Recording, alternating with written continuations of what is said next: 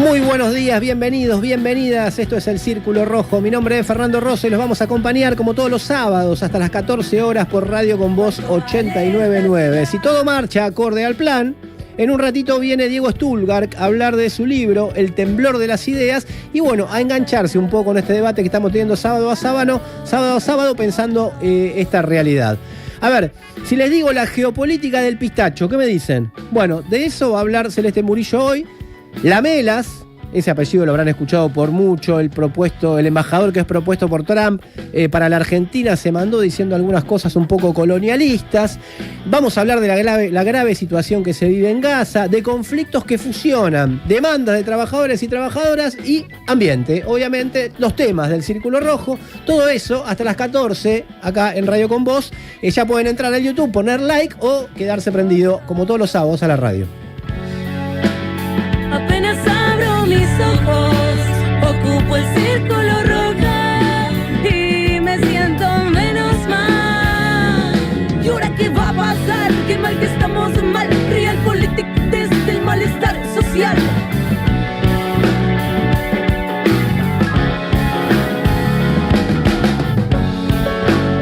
Apenas abro mis ojos, ocupo el círculo.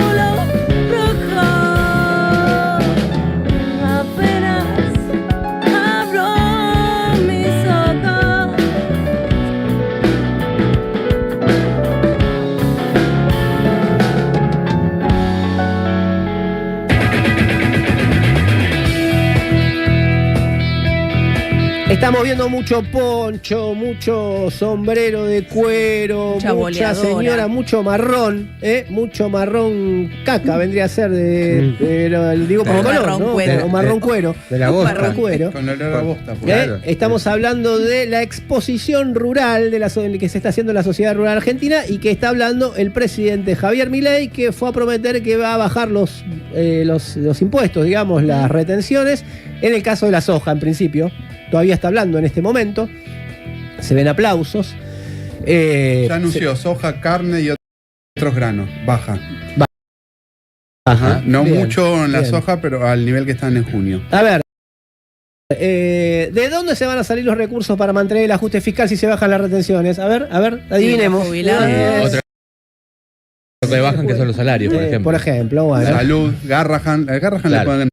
Que bajan que son los salarios, por ejemplo, bueno. Salud, Garrahan le pueden acortar un poco más. Todavía se puede recortar un poco más. Se lo ve a Toto Caputo, se lo ve a Petri, ahí ministro de Defensa, Toto Caputo, ministro de Economía.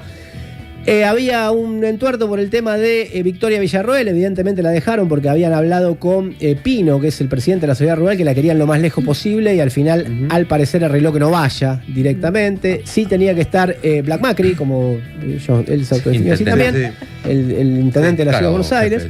Pero bueno, después si hay alguna maíz, sorgo, trigo y cebada del 12% al 9,5% bajan las retenciones, según lo que anunció Milei. Otro subproducto de la soja del 31 al 24,5%, baja ahora.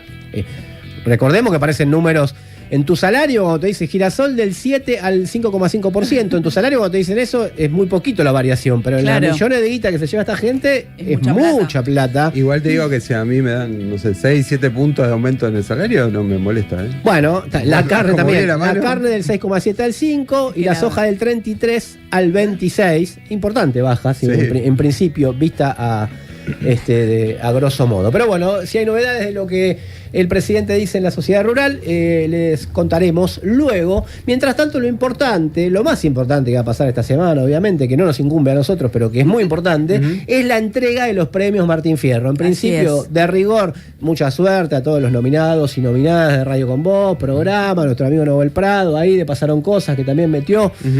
Labor humorística. Dijo que va a llevar un poncho, estaba preparando el poncho, para él también. ¿Qué siglo XIX me da esto, ¿no? La imagen, digo, ahí la vaca, bueno, en fin. La oligarquía con olor a bosta que dijo el gran Sarmiento, el loco Sarmiento, que solo le gusta ver crecer las vacas, o ver pastar las vacas. Ahora sería la soja. Ahora sería la soja, pero bueno, la estética tiene que mantenerse más o menos, porque bueno, es la tradición. Pero decía, el tema es, no llegaron a ver bien el círculo rojo, evidentemente, porque si no, claro. Se traspapeló. Si no se entiende la ausencia. No se entiende la ausencia. Claro.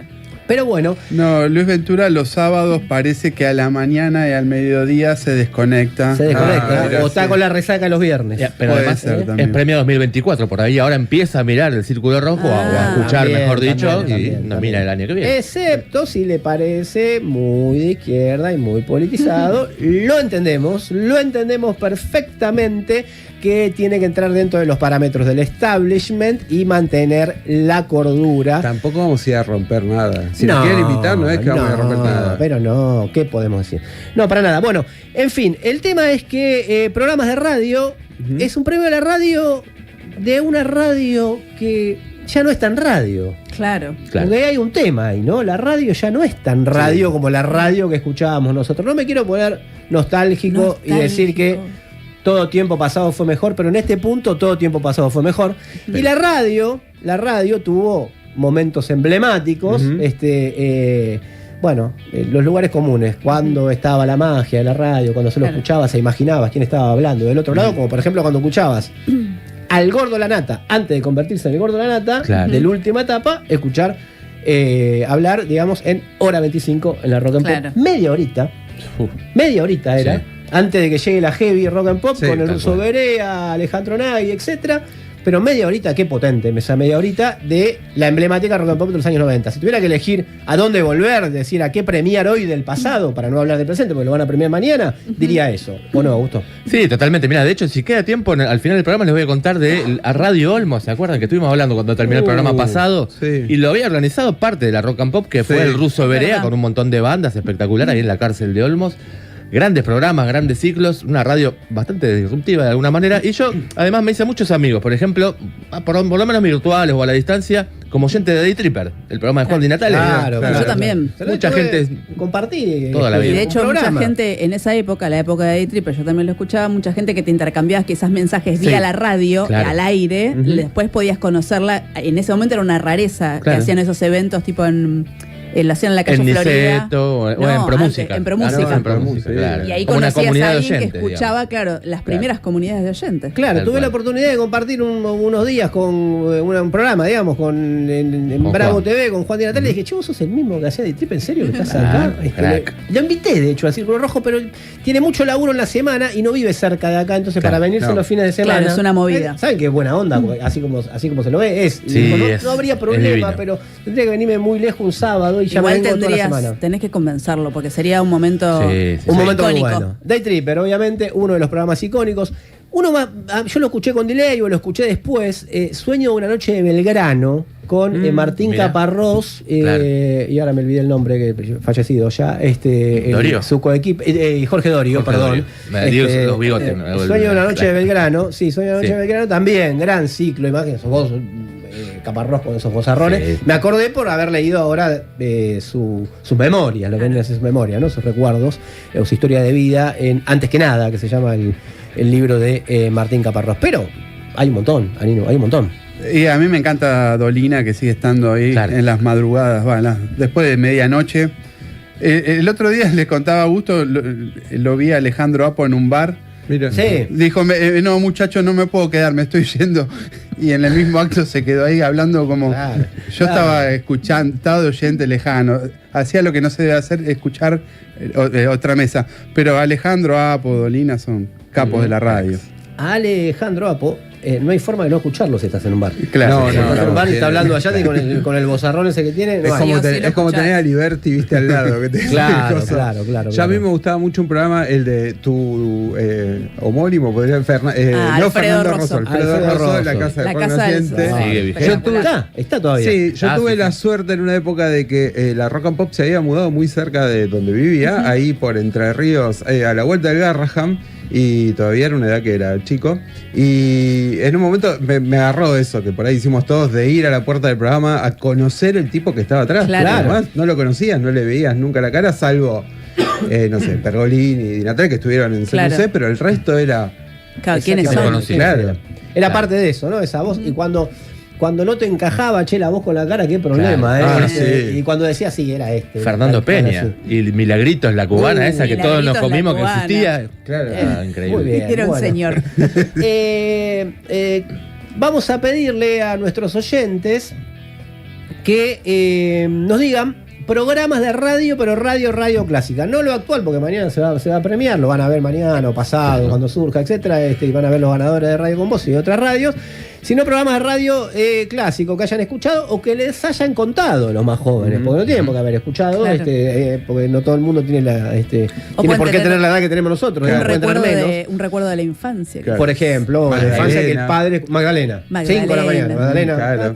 Colegio a la mañana. Colegio a la mañana, Si un frío de llovía, te cagarse. ponía siempre cantando bajo la lluvia. Claro. Claro. Exactamente, Magdalena, por ejemplo, es una.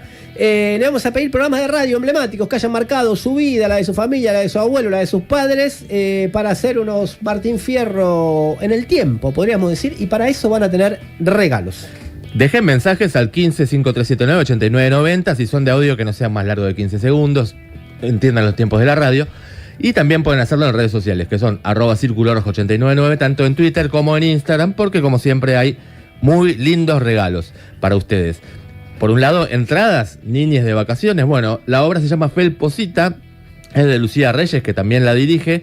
Es una abeja que quiere ser nube, es apta para todo público y abre conversaciones sobre el valor de ser diferente, el bullying, la tecnología y la infancia y los vínculos familiares. Parece que está muy buena, che. Las funciones son 27 de julio a las 17 y el costo a las 11:30 de la mañana en Ítaca, Humahuaca 4027, acá en Ciudad de Buenos Aires. Y si no, las entradas las consiguen también por Alternativa Teatral. Pero además, también tenemos un libro. En este caso es Lo que es mío, es de José Enrique Bortoluzzi y es gentileza de Random House Ediciones, ¿no? Así que bueno, un libro y si no, vacaciones de invierno, entradas para llevar infancias. Así que manden mensajes que hasta las 14 tienen tiempo, cuéntenos radio, sus anécdotas, sus programas favoritos. Lamentablemente, tengo que decírselos de nuevo, no hay plata. No hay plata, no hay plata, compañero, salvo que sea policía, políticos ojeros, salvo que seas de los pocos empresarios que con una sola acción quebraron un país entero. Yo crecí sin plata me muevo. Pienso que estaría bueno un día probar algo nuevo, no sé, digo, poder para el pueblo, por ejemplo, de arranque conocer a algún dirigente honesto, gente rica en empatía y mayoría combativa, porque un pobre de derecha es otro pobre sin derecho. Padre, todo tiene un precio, necio, el tema quién lo paga. Yo quisiera que lo paguen los mismos que nos hundieron. Me gustaría despertar sabiendo que mi sociedad se volvió un poco más colectivista, que un artista cobre bien, pero se ve que mi utopía es pesadilla en las mentes trastornadas de narcocapitalistas. Si es que eso existe, ponerle el nombre que vos quieras, para mí es el mismo chiste. Vienen, toman deuda, privatizan, vos lo viste. Después de tanto muerto no entiendo cómo lo eligen. Y es que no hay plátano, no hay plata, compañero, no hay plátano. No hay plata, compañero, no hay plátano. No hay plata, compañero, no hay plátano. Plátano, no hay plátano. No hay plata, compañero, no hay plátano. No hay plata, compañero, no hay plátano. No hay plata, compañero, no hay plátano. Destrucción total de la industria nacional, venta de territorios y fuga de capitales, violencia policial al estilo Patricia Bullrich con un poco del gobernador Gerardo Morales, milicos inmorales, conflictos innumerables, aumento del desempleo y corruptos como Insaurralde. Si ajuste lo pagas vos, lo pagas que lo pago yo, lo pagan todo menos los empresarios y gobernantes. Podés equivocarte en 1, 2, 3, 4, 5, 6 y en la séptima oportunidad, pero si hay una octava ya está. Eso no es errar, se trata de imbecilidad. Yo ya me pudrí, mi nivel de agresividad crece a la par de tanta necesidad. Si la adversidad está alta, te invito a estar del lado piola, porque esas alianzas mochas sin plata se quebrarán. No hay plátano, no hay plata, compañero, no hay plátano. No hay plata, A las 12:17 en toda la República Argentina escuchamos a Willy Bronca con No hay plata. Bueno, la plata que hay, ¿dónde la mandarán, no? Pero bueno, y en este momento les cuento que en la Ciudad de Buenos Aires está haciendo 9 grados 9, está fresco, está nublado Y para mañana domingo va a haber una mínima de 7 y una máxima de 13 grados. Sigue fresco, así que sigan prendidos a la radio, acá en Radio Con Vos, que hay mucho más El Círculo Rojo. La verdad del poder o el poder de la verdad. El Círculo Rojo con Fernando Rosso. Las declaraciones de Peter Lamelas, el candidato de Donald Trump para ser embajador de Estados Unidos en Argentina, dejaron en un segundo plano, porque tuvieron mucho rebote, un informe que emitió el banco de inversión JP Morgan. 2 semanas después de haber recomendado a sus clientes tomarse un respiro de la Argentina y salir del carry trade, el JP Morgan analizó la situación del país y, si bien fue elogioso con muchos aspectos de la gestión de Javier Milei, dejó una definición inquietante en relación a el panorama electoral hacia las elecciones de octubre. Emulando un semáforo, planteó 3 escenarios. 1, rojo, que sería directamente un mal resultado para el gobierno, es si obtuviera menos del 30% de los votos en todo el país en las legislativas nacionales de octubre. Un segundo escenario, amarillo, más alerta y al que califica como un camino largo y accidentado, sería el producto de haber recibido entre el 33 y el 39% de los votos. Y una tercera posibilidad, verde, que para el JP Morgan sería de consolidación y éxito, en el que consiguiese el gobierno nacional un 45% de los votos o más. Vamos a traducirlo. O sacan más del 45% de los votos o esto se puede ir al carajo. Ese es el mensaje implícito que plantea el JP Morgan, aunque ellos lo disfracen como un análisis imparcial, firmado por 2 técnicos, pero lo que están diciendo es abiertamente esto. Es una extorsión, hay que decirlo así, en la que no solo advierten al gobierno y a la Libertad Avanza, sino que extorsionan al conjunto de la población o de la ciudadanía, porque la voz del JP Morgan, uno de los bancos de inversión más importantes del mundo, no es cualquier voz. Sus decisiones y sus dichos tienen consecuencias. Esto se verificó de manera transparente en 2018, cuando fue el primero en desarmar posiciones en pesos, como se dice técnicamente, cuando el plan era insostenible, el mismo plan de Caputo, e inició la revuelta de los mercados que, bueno, terminó de detonar al gobierno de Mauricio Macri. Este informe del JP Morgan operó en tándem con las declaraciones del candidato de Trump para ocupar la embajada en Argentina. Circuló mucho en estos días, pero recordemos lo que dijo Lamelas, que va a apretar a todos los gobernadores para que no hagan acuerdos con China, que quiere garantizar la condena de Cristina Fernández de Kirchner. ¿Recuerdan cuando decíamos que era un fallo armado por poderes fácticos que querían rediseñar el régimen político? Bueno, acá lo confirman. Dijo que tienen que apoyar a Milei en estas elecciones y al gobierno, abiertamente, que había que seguir vigilando lo que surja a la izquierda del peronismo. Esto hay que vigilarlo porque es peligroso, dicho por Lamelas, y que tenía que garantizar recursos estratégicos, apertura comercial, negocios, etc. En menos de 5 minutos, la persona propuesta por Trump para ocupar la embajada en los Estados Unidos bosquejó un verdadero estatuto del coloniaje en el que él sería la máxima autoridad con poderes casi plenipotenciarios en ese nuevo régimen rediseñado.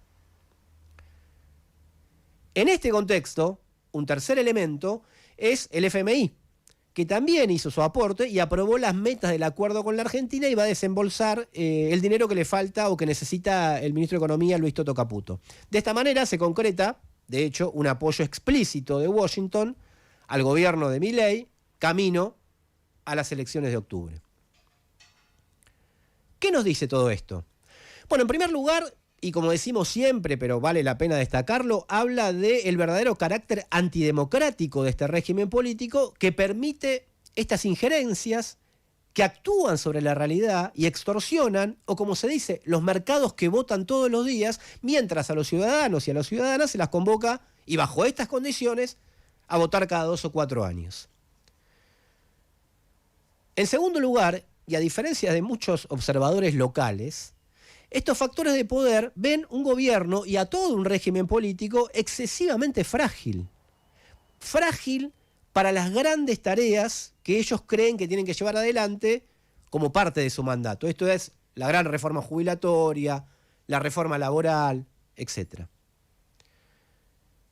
Observemos, si no, el tema de la provincia de Buenos Aires. Mirada objetivamente. ¿Qué se elige el próximo 7 de septiembre en la provincia? Bueno, se renueva una parte de la legislatura local y un porcentaje de los concejales en los consejos deliberantes. Si no es que, en cierta medida, está todo atado con alambre, ¿por qué una elección de estas características, que debería ser menor, desató prácticamente una guerra civil, tanto en la Libertad Avanza como en el peronismo? En el gobierno se fracturó el triángulo de hierro, esto es Milei, Karina Milei y Santiago Caputo, con el desplazamiento de este último, que era el líder de las Fuerzas del Cielo, que se quedaron prácticamente afuera de todas las listas. Aspiraban a más, obviamente. Ellos se autoperciben o se autopercibían como la escudería digital clave en el proyecto político de la Libertad Avanza, y Karina Milei los voló de un plumazo.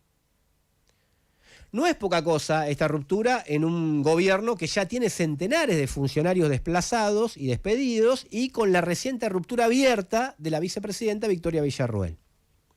Del lado del peronismo, bueno, estuvo todo a punto de romperse el día del cierre de las listas, llegaron a un acuerdo a las 5 de la mañana y entregando todo el papeleo bastante tarde, con la ayuda de un sospechoso corte de luz incluido. Ahora, al margen de las formas impresentables, hay un tema de contenido. ¿Con qué programa y con qué estrategia enfrentar a Milei? ¿Cuáles son las nuevas canciones? Eso se sigue, ahí está la cuestión y todavía se sigue discutiendo. En cuarto lugar, está el tema que a esta altura discute todo el país politizado, digámoslo así, que es esa gran masa de personas que podrían no ir a votar, confirmando lo que pasó ya en las elecciones adelantadas. Los desencantados de todo, incluso de Javier Milei. Por último, si esta es la realidad, un gobierno frágil, pero con decisión de avanzar, y con el respaldo del FMI, el gobierno de los Estados Unidos también que lo apoya, gran parte del empresariado, aunque un sector, como decíamos la semana pasada, esté desencantado, y eso aporta a la fragilidad, pero lo sigue apoyando una gran parte del empresariado, y una porción muy importante de la sociedad también desencantada con todo.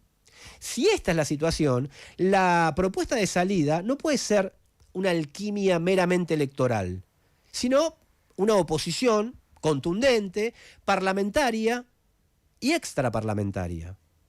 No solo una fuerza política en el sentido superestructural del término, sino también una fuerza social que le dé potencia. Y no solo una fuerza social en el sentido meramente corporativo del término, sino también una fuerza política, es decir, con un programa global para una salida de conjunto. Estas dos condiciones están reunidas en la propuesta de la izquierda. Durante mucho tiempo se dijo que estaba condenada a ser minoritaria. Esto pese a las elecciones muy potentes, en algún momento en Jujuy, en otro momento en Mendoza, o en la misma ciudad de Buenos Aires cuando Miriam Bregman fue elegida diputada nacional después de 20 años, que la izquierda no consagraba un diputado nacional. Pero ojo, lo mismo se decía, esto de la minoría o de la imposibilidad, en otros lugares del mundo, y resulta que ahora, en países como Gran Bretaña, surge un fenómeno a la izquierda del Labour Party, del laborismo que gobierna el país. En Chile, a la izquierda de Boric, que también es la centroizquierda que gobierna el país. Y en Estados Unidos, en Nueva York, de esto ha hablado Diego Sacchi, a la izquierda del Partido Demócrata. Hay mil cosas que discutir con esas izquierdas emergentes, pero lo que quiero destacar es que decían que era imposible que surgiera nada a la izquierda de la izquierda responsable. Y ahí está. Como en la emergencia de la ultraderecha, que también se consideraba imposible en un país como el nuestro, la Argentina puede no ser la excepción. Obvio que lo digo porque puede pasar y también para que pase. Que no te gane la indiferencia. Toma partido en el Círculo Rojo con Fernando Rosso. 89.9 Radio con Vos. Siempre con vos. Periodismo de tu lado. Les recordamos a los clientes que hoy tenemos 2x1 en gaseosas, pizzas congeladas, latas de conservas y jabón líquido. También les recordamos que todos esos envases y muchos más entran y se acomodan en las nuevas bolsas Flexi de Azurín, con fuerza adaptable. Traemos las bolsas Flexi del futuro para solucionarte el presente. Azurín, más de 30 años de constante innovación. ¿Pensás que todas las garrafas son iguales? Cuidado, lo importante es lo que no ves. Por dentro no todas son iguales. YPF Gas te asegura energía, rendimiento, calidad y peso exacto. Somos confiables, porque si con algo no queremos sorpresa, es con una garrafa. Nosotros sabemos lo que vendemos. ¿Vos sabés lo que comprás? Comprá tu garrafa blanca YPF Gas en tu distribuidor oficial. Conoce más en ypfgas.com.ar. En Sodimac tenemos todo lo que necesitas para renovar los pisos y la pintura de tu casa. Elegí entre más de 400 modelos de pisos y revestimientos. Además tenemos la más amplia variedad de pinturas, texturados e impermeabilizantes. Hasta el 30 de julio aprovecha hasta 25% off y hasta 6 cuotas sin interés para mejorar cada espacio de tu hogar. Te esperamos en Sodimac. Vacaciones en el ND. Este invierno venía a divertirte y desenchufarte. Música, circo y teatro para toda la familia. Coufequín, desenchufados en banda. Fanfarria ambulante desde Santa Fe. Caray Circo, la biblioteca perdida. No te lo podés perder. Super vacaciones en el ND. Entradas disponibles en PlateaNet o por boletería del teatro. Si el camino suena así, es porque pones toda la potencia para cruzar todos los caminos que necesitas. La tecnología TurboClean garantiza el máximo octanaje para cumplir con los motores más modernos y exigentes. Poner Infinia es poner siempre lo mejor. YPF Infinia TurboClean.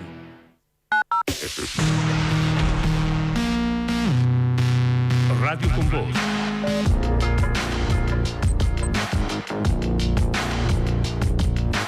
Radio con Voz. En YouTube. Periodismo de tu lado. El Círculo Rojo. Fernando Rosso. radioconvoz.com.ar. Si ladra no hace nada, si muerde no te avisa, mueve la cola si llegas. El diablo se relame, si bailo en la cornisa, yo con mi duda existencial. Pero no voy a esperar, porque ya esperé bastante. No voy a mirar atrás, vos sabés, lo mejor está delante. Y yo me voy sin prisa, se me escapa una sonrisa. El corazón en llamas, linda luna para andar.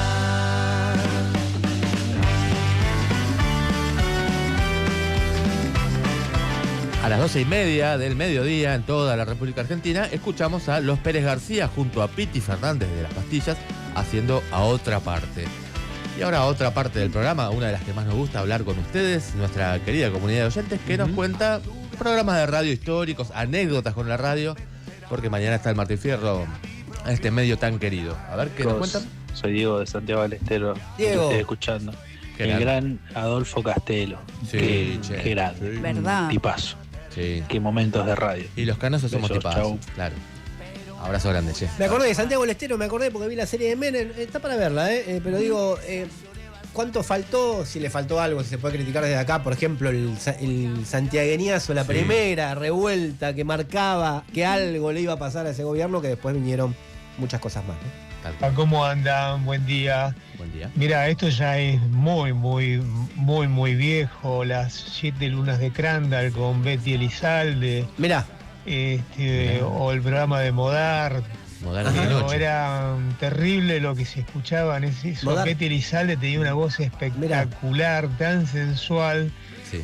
que bueno, pero Sí, claro. son los que recuerdo mucho. Y a Beto Badía con Beatlemanía fue Maestro. tremendo. También. Nos paramos. Claro. Se paró. Institución, se Para los puso que de están pie. mirando. Se puso de pie. Che, el programa de Modar, que era de la CIDE. Modar en la noche. No, de la casa de coso, de la casa De de la casa de ropa. ropa. No lo entendí. Bueno. Nos quemó. Modar, CIDE. Modar, cuando rompieron Alfonsín. lo de Modar, el años de 89, Alfonsín, sí. que rompieron las tiendas de Me había Modar. olvidado lo de- Gran hito, digamos. La CGT Sí. supuestamente Es había verdad. apedreado Tenés razón. Modar. El ladrillazo. Exacto, a- movilización, a para Modar. aclararle a la gente, Es verdad. movilización, y quedó como uno de los grandes hits, como durante Gracias. muchos años el One Hit Wonder de la CIDE, que era Claro. CIDE Modar, de rompe Modar la CIDE, pero bueno, en fin. Dos programas tengo en mi mente. Uno es el de Héctor Larrea, rapidísimo. Sí, sí. Yo tenía 13 Otro. años y lo empecé a escuchar en un negocio. Y el otro es el de Fernando Peña, pero agarré el final, los últimos 2 años de Fernando Peña y me encantaba la radio. Sí, Fernando Peña, aparte con la negra, ¿verdad? Sí, era increíble. Yo me comí de verdad que existía Milagros López. Pero déjame decirle Y algo con a, Lalo Mir también. a los streaming de ahora, y nos incluimos si quieren, que rompieron todas las estructuras, que se tapan, que no importa. Rapidísimo, ya lo hacía, se cagaban de risa uno Sí, encima sí, del sí. otro todo el tiempo, Sí. a la mañana. No era nada que no, primero habla uno, después habla otro. En fin. No, grande. Che, bueno, y sigan que hasta las 14 tienen tiempo, sigan contándonos anécdotas con la radio y sus programas favoritos de la historia. El Círculo Rojo. WhatsApp 1553798990. Muy bien, ves el pistacho hasta en la sopa. Se armó un debate acá previo que, bueno, le trastocaron un poco la columna celeste, pero dijo, ojo con lo que vas a decir el pistacho, pero recibió amenazas. Y la mortadela. De la Recibió producción. amenazas de la producción. No nos vamos a meter mirá, con la te quiero decir nobleza algo del por lo que vi pistacho. que un adelanto de tu columna, te quiero decir algo para que lo sepas. Pero en fin, geopolítica del pistacho, Celeste. Sí, como decía, seguro se cruzaron por alguna parte con alfajores de Ay, sí. pistacho, el chocolate de Dubái, hasta perfumes de pistacho. El pistacho está en todas partes. ¿Cuándo y cómo pasó esto? Esta historia tiene como un poco de economía, tiene un poco de política, tiene un poco de cultura. Les propongo que empecemos por la economía y la política. En 2023, la Asociación de Cultivadores de Frutos Secos de Estados Unidos nombró al pistacho como el fruto seco del año. Mira. Existe tal cosa. No sé usted, yo me lo imagino al pistacho Como el como Martín en la Fierro del fruto pasarela, seco. ¿viste? Aceptando el premio, pero bueno, no importa. Claro. Pero, o sea, ¿por qué es un dato importante? Porque Estados Unidos, específicamente el estado de California, al oeste de ese país, es el principal productor de pistachos del mundo. El precio por kilo es mucho más alto que el de las almendras, por ejemplo, que es el segundo más popular, y es muchísimo más rentable que el algodón o la alfalfa, que eran los cultivos tradicionales del norte de California. Es un sector donde la industria agrícola pesa muchísimo. Entonces, los principales productores se vuelcan a ese cultivo, el mercado se inunda de pistachos. El pistacho además usa muchísima agua para su cultivo, pero usa menos que otros frutos secos, es mucho más controlado el riego y producirlo es muy caro, pero genera muchísimas ganancias, por eso es tan atractivo. Para la gente que se dedica a eso. Un dato clave, el pistacho es resistente a la sequía y al calor extremo, Mira. por ende es perfecto para zonas desérticas, de altas temperaturas y sobre todo para contextos de crisis hídrica, que es algo que hoy en el mundo pasa en muchos lugares. Claro. Se produce también en Irán, en Turquía, en algunas zonas del norte de África, incluso en Argentina, en la zona de Cuyo, específicamente en la provincia de San Juan, también hay producción de pistacho. Acá entra la política un poco.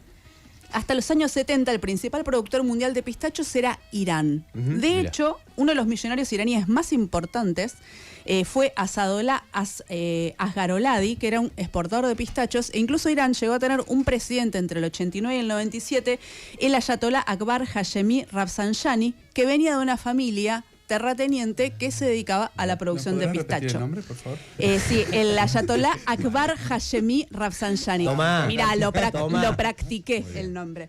¿Qué pasó? ¿Por qué cambió eso? Pasaron sobre todo dos cosas. Primero, en el 72, el Shah de Irán decide incorporar en el desayuno escolar que le daban a los chicos una bolsa de pistachos, lo que sería acá la vieja copa de leche.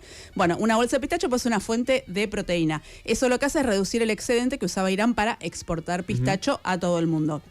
Después, en el 79, la revolución iraní, como se imaginarán, generó un escenario bastante inestable para muchos sectores económicos. La agricultura no fue la excepción, el pistacho ahí también sufrió un poco. En ese contexto... Quisiera escuchar expropiar un nombre del pueblo sobre el pistacho de la... No, igual no. Expropiación no. De hecho, el pistacho no fue tan afectado, pero bueno, convengamos que era un escenario un poco inestable, entonces bueno. Claro. En ese contexto, la producción de pistachos en California, que ya venía creciendo porque había habido en el 71 un cambio en los subsidios agrícolas y la estructura impositiva de los granos, ya venía como en ascenso, estaba ante una oportunidad única.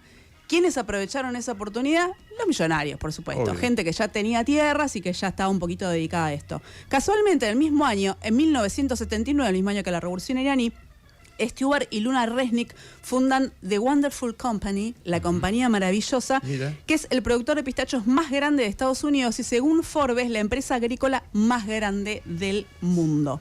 ¿Saben qué aprovechan también los Resnick, este matrimonio millonario? Las sanciones contra Irán, sobre todo las que están vigentes desde 2010, que son muy duras y que bloquean muchas actividades comerciales para actores, digamos, de ese país. Los Resnick es como que tienen un perfil súper progre. Tienen amigos famosos en la cultura, tipo Stephen Colbert, el que acaban de echar de un canal de televisión porque acordó con Trump, el canal, ¿no? Son filántropos, donan platas causas nobles, pero saben también qué hacen, apoyan el lobby en contra de Irán. Están muy activos también financiando a políticos republicanos que están ahí muy fuerte con el lobby antiraní. Otra cosa que aprovechan son los derechos del agua. California es un desierto, de hecho está en el medio de un desierto, el desierto de Mojave. El agua es un recurso crítico y cotiza en Wall Street. Esto no es un eufemismo, ¿viste? Cuando uno dice, cotiza en bolsa. No, de verdad, existe una cosa que se llama el Nasdaq Veles California Water Index, que cotiza en el mercado de futuros de materias primas desde 2020. Durante los incendios de enero de 2025, este año, no sé si se acuerdan las imágenes de principio de año, hubo mucha controversia con los bancos de agua subterráneo que manejan empresarios como los Resnick, que ellos solos gastan más agua que todas las casas de Los Ángeles juntas, para que se den una idea. Ellos son los dueños mayoritarios del banco de agua de Kern, que tiene 1.900 millones de metros cúbicos de agua. Imagínense el poder que significa controlar un recurso como ese en el medio de un desierto como es California. Pero bueno, vamos al último, ¿de dónde salió esta moda del pistacho? ¿Por qué hoy todo tiene pistacho? Por un lado tiene varios elementos, ¿no? El primero es el furor de lo saludable, ¿no? Esta idea de que comer sano, comer natural se transforma en un valor social y parte de una especie de mandato que es esto de que vos tenés que vivir mejor, ¿no? O sea, tu vida tiene que ser más sana, qué sé yo. Que es algo bueno y deseable por un lado, pero que bueno, en estas sociedades en las que vivimos se mezcla mucho con prejuicios, con trastornos alimenticios también y sobre todo con muchos negocios, mucha plata. De hecho, tiene un nombre que se llama la industria del bienestar, también conocida como la industria del wellness, que si les interesa el tema les recomiendo un episodio de un podcast que se llama Ocultona, de Daniela Suárez Tomé y de Mariel Jiménez, que trata específicamente eso, está buenísimo. Con la imposibilidad del tiempo para no hacer todas esas cosas. Totalmente, ¿no? Y aparte el tiempo y los recursos. Exacto, todo se transforma en que vos, para ser saludable, tenés que comprarte algo. O sea, esa es la clave de la industria del bienestar. Entonces, furor de lo saludable. Lo segundo, un lujo accesible. No sé si se acuerdan cuando hablamos de los termos Stanley, de los vasos esos gigantes, de que existen algunos bienes que transmiten una idea de lujo y bienestar, pero a precios relativamente accesibles que nosotros podemos comprar. O sea, no somos los Resnick, o sea, no somos los dueños de los campos de pistacho, pero bueno, podés como consumir algo que es masivo y exclusivo a la vez. Acá es clave el chocolate Dubai. Sí. Que es simplemente un chocolate, si están viendo YouTube, lo están viendo en la pantalla, con una crema de... Acá a 2 cuadras no hay más alfajores con chocolate. Claro, con pistacho. De hecho, quise conseguir una para hoy, fue imposible. El chocolate de Dubái es un chocolate que tiene una crema de pistacho adentro con un crocante de masa, filo y punto. El tema es que se llama Dubái, o sea, su nombre significa lujo, riqueza, exclusivo. El pistacho en la zona de Medio Oriente se come mucho. Claro. No es tan exclusivo. No, bueno, no. De hecho, la chica que lo hizo es de una familia egipcia británica y ella tenía un recuerdo de su infancia, entonces lo quiso transformar en un chocolate. Explota en 2024 vía TikTok. Acá TikTok, así como con Shane, así como los termos Stanley, vuelve a ser muy importante. Explota en las redes sociales por una crítica gastronómica y bueno, se dispara la demanda de pistacho en el mundo. Chocolate de Dubái y pistacho se transforman en una marca de estatus. El mercado se inunda de esto que decía Pablo, el alfajor chocolate de Dubái, el helado chocolate de Dubái, hay hasta churros chocolate de Dubái, está en todas partes. Y acá hay algo también en esto de TikTok y redes sociales que es muy importante, que es vos ser parte, sentirte parte de algo. Hay un montón de posteos, notas en los medios, por qué el pistacho se come tanto, por qué es sano, hay filas en los locales. Tener y conocer esos productos dicen cosas de vos. es como un poco los Labubu, esos muñecos que ustedes, o sea, los ven, nadie sabe de dónde salieron, nadie sabe qué son, pero están en las carteras, en las mochilas, están en todas partes, lo que lo inventó un hongkonés, que lo fabrica una fábrica en China, pero bueno, lo cierto es que están entre nosotros. ¿Y cómo puede ser que no sepas qué es el chocolate de Dubái? ¿Cómo puede ser que no sepas quiénes son los Labubu? La omnipresencia te genera una curiosidad, te da lo que llaman FOMO, que es el miedo a quedarte afuera, que es una de las principales pesadillas de estas sociedades, quedarte afuera de algo. Cuando vengo a este programa y ustedes saben dando, me pasa eso, digo, ahí me quedé recontra afuera, pero bueno, ninguna tendencia obviamente se instala por una sola razón, aunque no hay una reunión internacional de empresarios que deciden cuál va a ser el producto que va a estar de moda la próxima temporada. Lo cierto es que muchas cosas que parece que salen de la nada tienen atrás un montón de cambios políticos, cambios económicos y hasta históricos.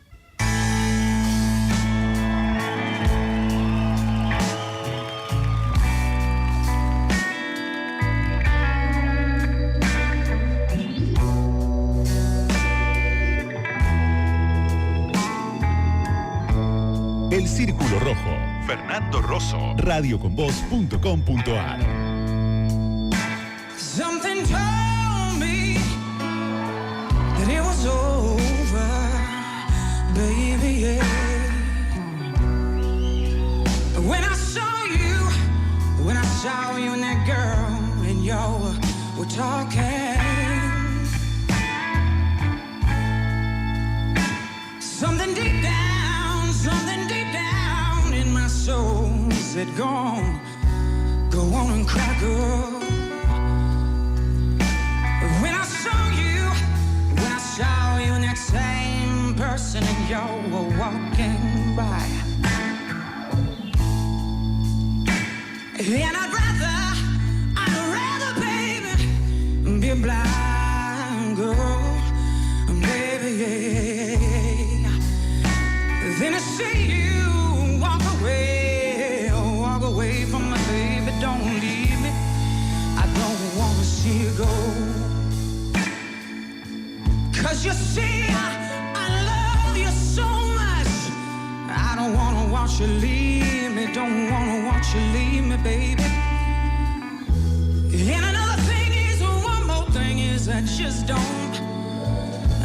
don't wanna be free, scared to be by myself. Your warm embrace,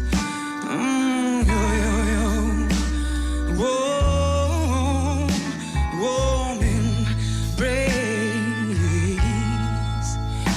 When I looked down in the glass that I held to my lips, and I saw the reflection of the tears rolling down my face, that's when I knew I loved you and I couldn't do without you, and I'd rather be a blind girl, baby, baby, baby, baby, baby, baby.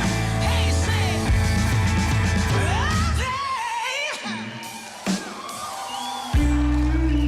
oh, baby, sitting up thinking about you.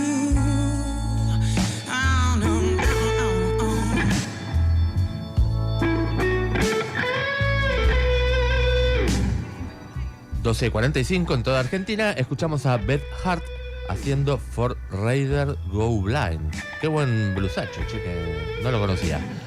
Lo que tampoco conozco es ustedes, qué están opinando, qué están contándonos de la radio, de sus programas de radio favoritos, sus anécdotas con la radio. A ver qué hay. En mi caso, La Venganza Será Terrible, que todavía continúa, pero fue mi primer vínculo directo y en familia con la radio. Claro. Por la puerta grande. Che, hay un montón de mensajes. No, perdón, quería decir que hay un montón de mensajes y disculpen los que no entran, eso también es una característica de la radio. A veces uno como oyente manda y no. Claro. Pero hay un montón, así no que se enojen. Todos los tenemos en cuenta. ¿Cómo anda el círculo? Buen día, buen mediodía. Yo no tengo heredado ningún programa. Se escuchaba radio AM en casa, pero sí me crecí y me hice escuchando a Lalo en Animal de Radio. Sí. Y cuál es la Rock and Pop en su momento fue mi radio de cabecera, la escuchaba de principio a fin. Bueno, sí. La Rock and Pop. y sigo escuchando la radio de principio a fin en el viejo método, con el viejo método. Muy bien. Con el aparato. Claro.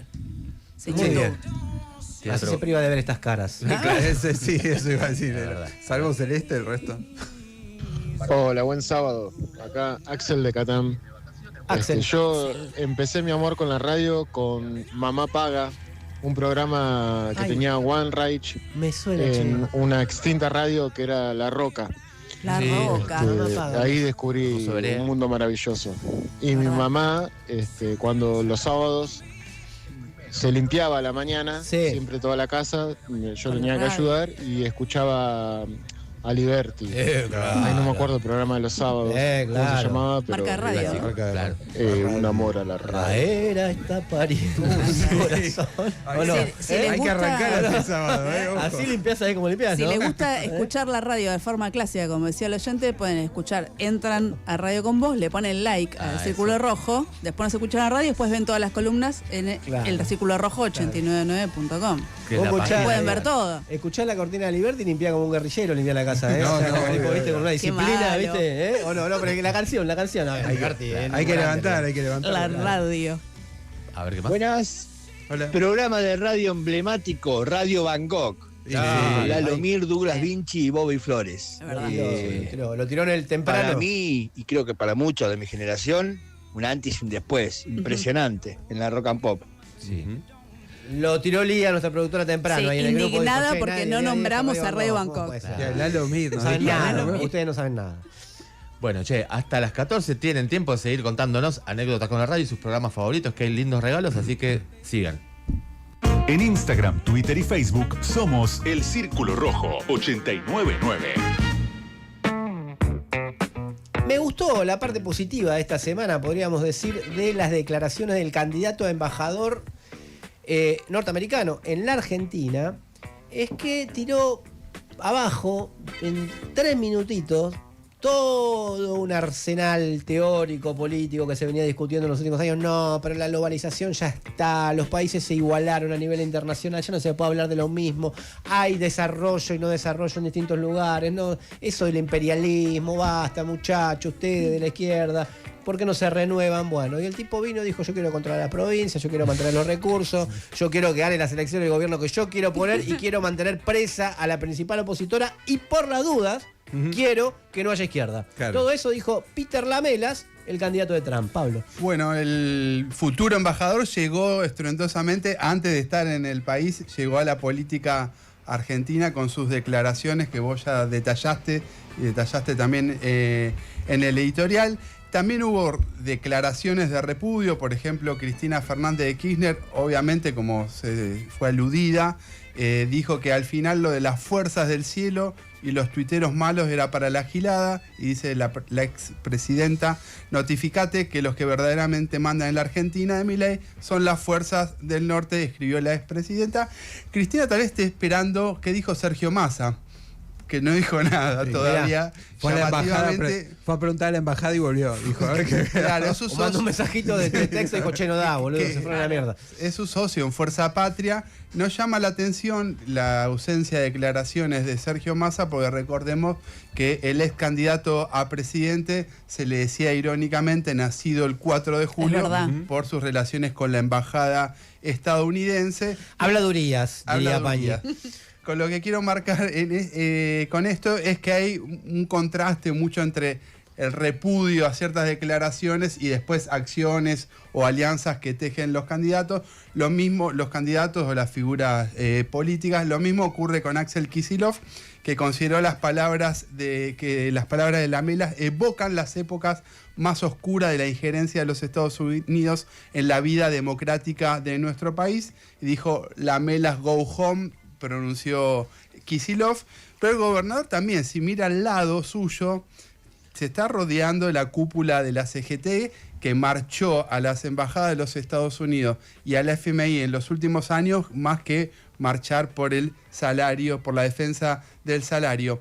Entonces, yo quería contextualizar que es cierto que existe una larga tradición de injerencia lo que nosotros llamamos el imperialismo estadounidense, el imperialismo yanqui en el país. Esto uno puede encontrar muchos hechos históricos de aquel Braden-Perón que sintetizó el enfrentamiento del entonces candidato presidencial con el embajador de Estados Unidos, pasando por el apoyo a los golpes de Estado que hicieron los gobiernos de Estados Unidos, o el centro clandestino de detención que funcionó en la planta Ford de General Pacheco, ¿no? Ford, una empresa estadounidense, o las relaciones carnales durante el menemismo recuerdan aquel simpático embajador estadounidense, hincha de San Lorenzo, James Chick. Bueno, pero el imperialismo no se reduce a la injerencia o la prepotencia política, sino que tiene una base estructural en la estructura económica. Vamos a volver a más de un siglo atrás, la teoría del imperialismo de Lenin, a pesar de todas las actualizaciones que requiere con la globalización, con la mundialización, pasaron más de 100 años de su publicación, pero resiste el paso del tiempo, y allí Lenin, por ejemplo, destacaba el peso de la oligarquía financiera, de los préstamos al Estado y de la exportación del capital como algunos de los rasgos característicos del imperialismo. Y si uno ve la Argentina actual, digamos que podemos decir, están todos presentes. Es ostensiblemente evidente el peso del capital financiero por parte de los lobos de Wall Street y el FMI.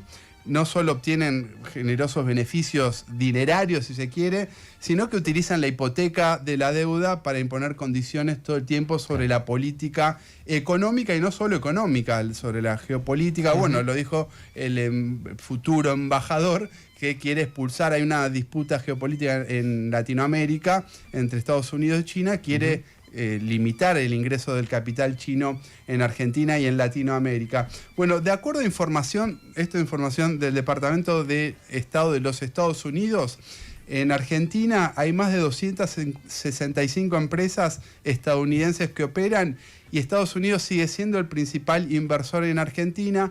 Hablan de un stock de inversión extranjera directa en Argentina de alrededor de 13.000 millones de dólares. No sé cómo lo evalúan, porque ese número es bajo en términos macroeconómicos, pero lo importante es que existen 265 empresas estadounidenses, y no solo eso, sino que algunas de esas empresas ocupan lugares estratégicos o centrales en varios sectores económicos. Para mencionar algunos: Cargill, ADM y Toepfer y Bunge en el agro, Bridgestone en la industria autopartista, Bausch & Lomb en laboratorios, Black & Decker en maquinaria industrial, American Express y Citibank en servicios financieros, bueno, y Ford y General Motors obviamente en la industria automotriz. ¿El Citi sigue en la Argentina? Sigue, sí, más como banco de inversión, no está como banco minorista, si se quiere. Bien. Claro.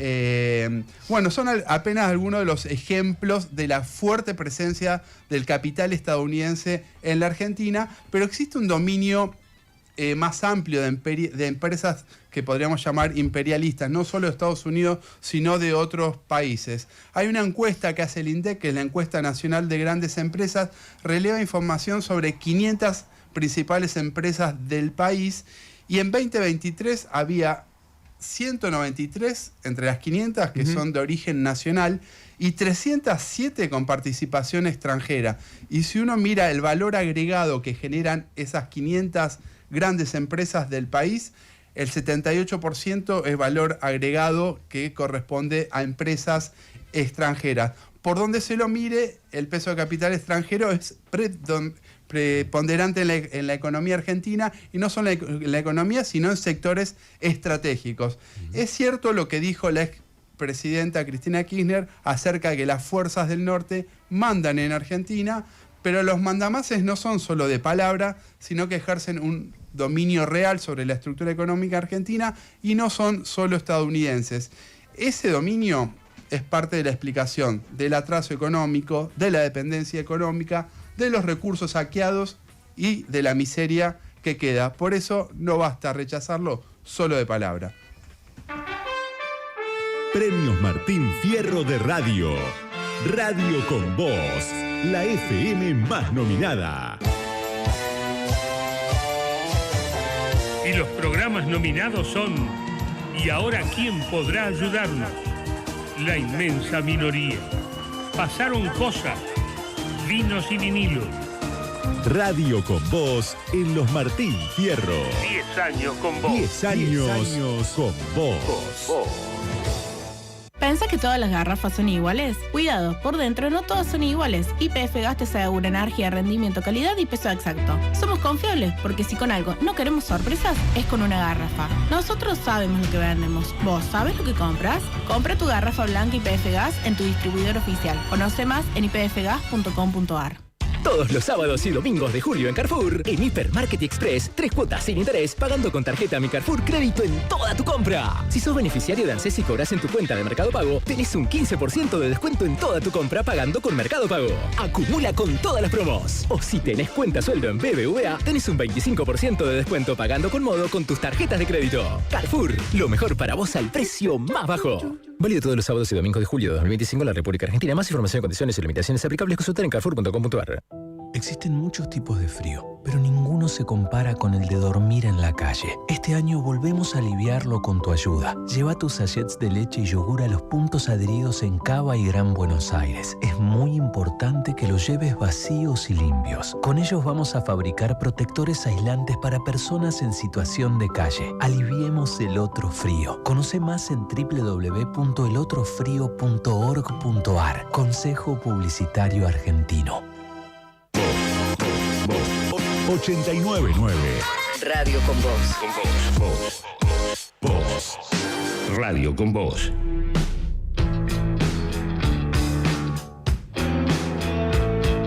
El Círculo Rojo. Fernando Rosso. radioconvos.com.ar.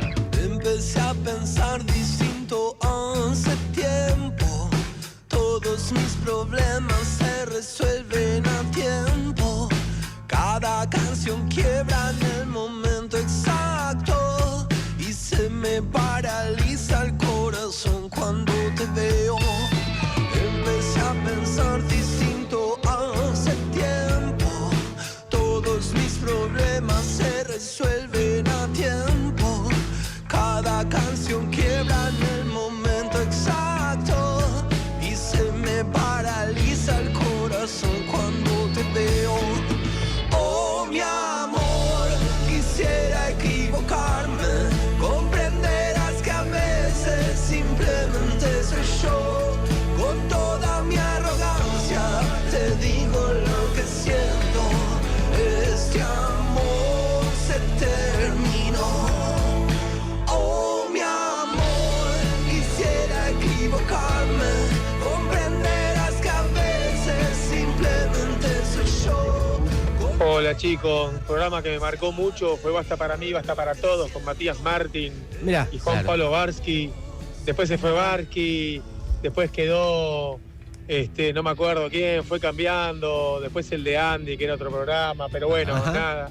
Esa época me quedó grabado, lo que pasa es que después yo siento que crecí y ellos se quedaron haciendo toda la vida lo mismo. Poco ahí, es verdad. Pero bueno, lo quería decir. Tiene razón Fernando el de Avé, oyente. Llaneda. Tiene razón, me gusta que metan la Fernando, crítica. Me tiene gusta, razón, estos son los Fernando. oyentes que queremos, está muy bien. Son los mensajes que nos van llegando al 15 5379 8990, que además nos están, que nos cuentan cosas muy lindas, nos dejan los últimos 3 números del DNI para participar de los premios, a los que se agrega, porque tenemos también los mejores invitados acá en este programa. Obvio.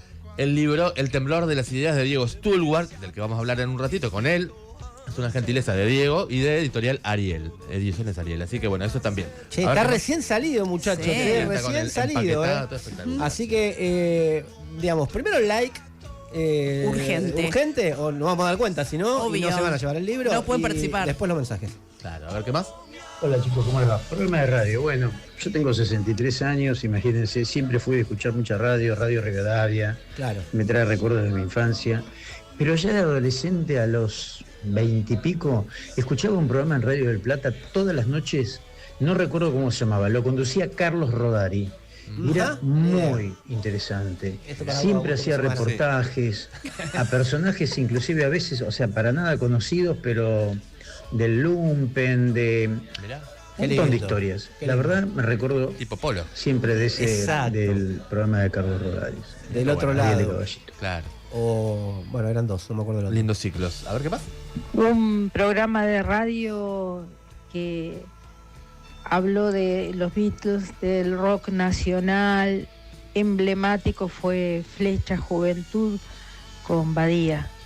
Mi nombre es Andrea de Varela. Muy lindo, Andrea. Muy lindo, Varela, vecino. Badía también que hizo como el primer streaming. ¿Se acuerdan cuando hacía imagen de radio? Qué loco, porque en ese momento, guau, qué loco. Después hubo como un montón de tiempo que nadie hizo nada y era streaming. Inventamos el streaming. 20 años antes. Lo hizo Badía ya, chicos. Varela, Florencio Varela, casi cerca de mi barrio, y Santiago Letero. Después digan que Palermo y que solo es el Somos el Círculo Rojo Federal. El Círculo de Palermo, etcétera. Muy bien. Bueno, che, las preguntas que querrías hacer, las respuestas que necesitas escuchar. Ahora llega la entrevista en el Círculo Rojo por Fernando Rosso. Muy bien, teníamos pendiente esta conversación de hace un tiempo, tenemos un diálogo entrecortado, un poco whatsappeado y todo, pero bueno, se venía el libro, sabía que se venía el libro y era bueno cuando salga el libro, después, etcétera, porque como parte de este ciclo. Inclusive he tenido gente que me ha dicho, ¿cómo puede ser que no hayan invitado todavía a Diego Stulbar a debatir lo que están debatiendo los sábados? Mi mamá y mi papá. Sí, también, pero no, eran otros. Y al final el libro salió, se titula El temblor de las ideas, buscar una salida donde no la hay, es de Diego Stulbar, que estudió ciencia política, fue editor, coeditó o editó la obra de León Rosichner. Escribí un libro anterior, yo le afané un montón para mi libro La hegemonía imposible, que se llama La ofensiva sensible. Yo también le robé mucho. Celeste habla mucho del libro ese también. Y bueno, ahora se vino acá para conversar un poquito. Ahora vamos a hablar un poquito del libro, pero que tiene mucho que ver con lo que venimos discutiendo todos los sábados. Diego, gracias por venir. ¿Cómo va? Sí, yo también tenía muchas ganas de venir y venía pensando en mi cabeza cómo sería esta conversación. Que mira, está jodido, no sé. El libro, disfruté mucho de leer el libro. No solo no el disfrute de la lectura misma, sino la interpelación, las inquietudes que te genera. Le hago una síntesis, digamos, tiene 3 registros: un registro del ensayo propio, digamos, el género culpable, diría Gruner, que tiene mucha tradición en la Argentina, desde Martínez Estrada hasta Horacio González, pasando por Batizarlo y por mucho de León Rosichner y mucha otra gente. Le hace honor a ese registro, creo.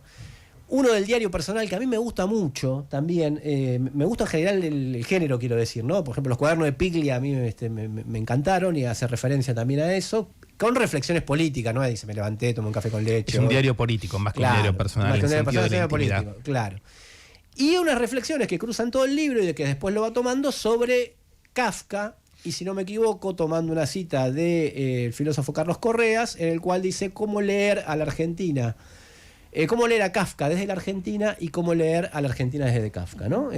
Su literatura y su personaje, digamos, su personalidad. Me gustaría entrar por ahí para después ir a los debates. Lo leí casi todo, me salté algunos capítulos del medio porque Diego me recomendó ir a este capítulo sobre Kafka. Acá tenemos una costumbre que no sé si está muy bien vista en el periodismo, pero que es leer los libros para hablar con los autores. No sé si está muy bien visto, es muy criticado duramente en el último tiempo.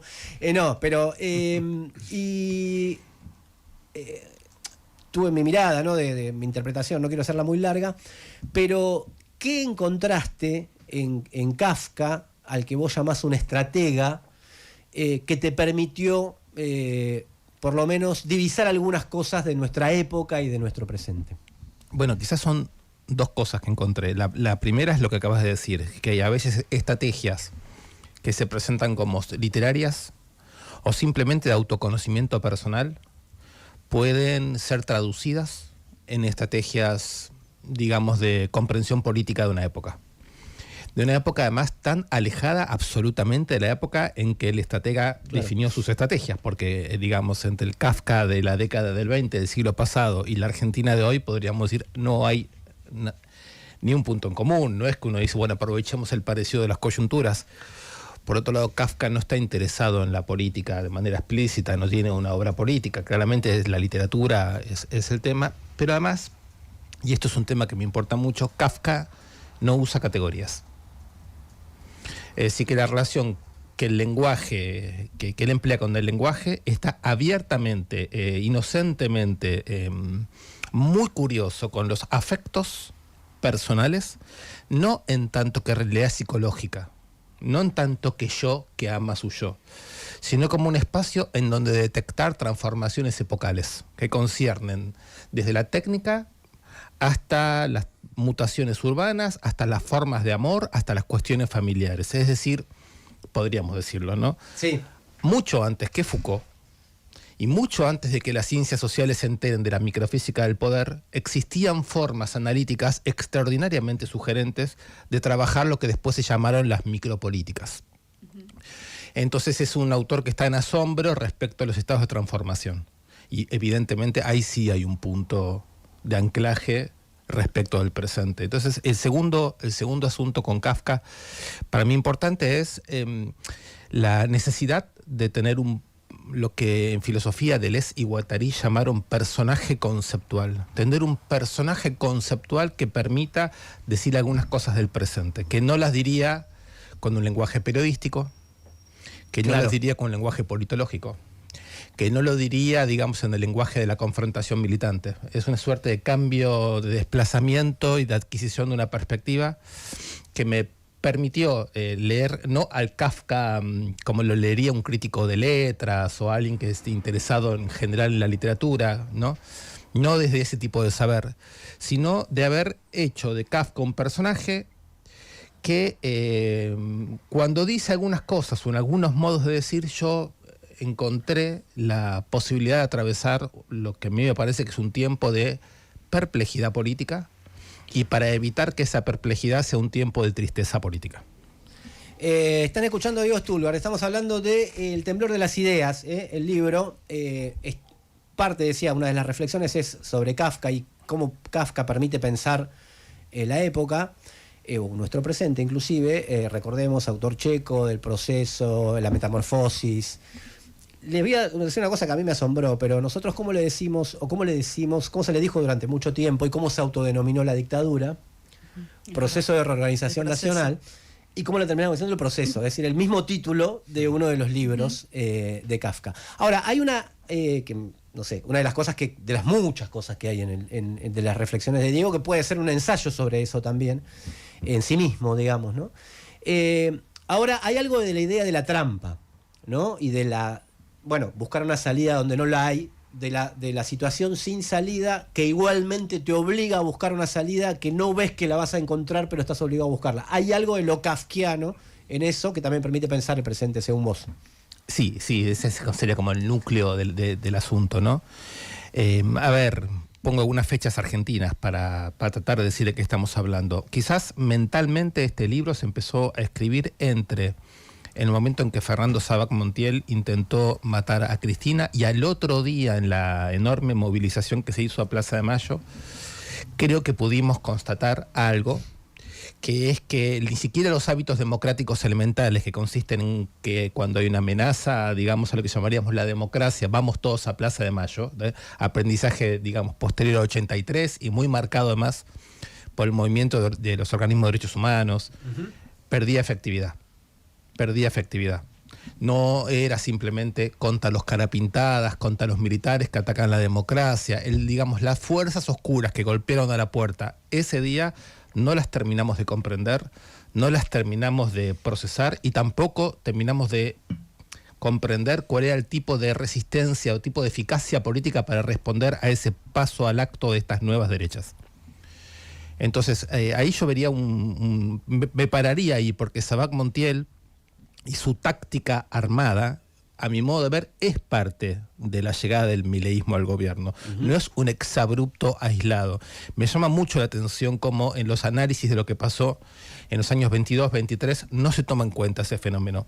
No solo por la agresividad que supone, no solamente porque ahí aparece una generación o un grupo decidido a actuar, sino también porque el grupo que llega al gobierno, el grupo que llega al poder es generacional y psiquiátricamente homogéneo respecto de Sabac Montiel. Sabac Montiel perfectamente podría integrar el gabinete de gobierno, y a veces me quedo pensando si no hay un desagradecimiento del gobierno actual a la acción de Sabac Montiel, que cumplió una función. Cumplió la función de mostrar que las fuerzas llamadas nacional populares no estaban en condiciones de ponerle un freno a un avance de la ultraderecha que después de la pandemia venía haciendo performances muy agresivas y que, digamos así, entró caminando a la Casa Rosada sin fiscales, sin partido político, sin organización, ¿no? Entonces ahí se empezó a escribir mentalmente el libro, pero cuando realmente se dispara para mí y toma forma el asunto, es en un barrio que hace un ratito nombraron y que vos dijiste que era cerca de tu domicilio, en el sur del conurbano. Había un cierre de un movimiento social militante de la zona, con quien tengo una amistad hace muchos años, y tuvimos una conversación. Esto fue el 8 de diciembre del 2022, sí, solo un par de meses después de lo de Sabac Montiel. Y en esa conversación la mayoría eran mujeres que comentaban que, ante mi pregunta, ¿no?, ¿les da miedo el paso al acto de la ultraderecha?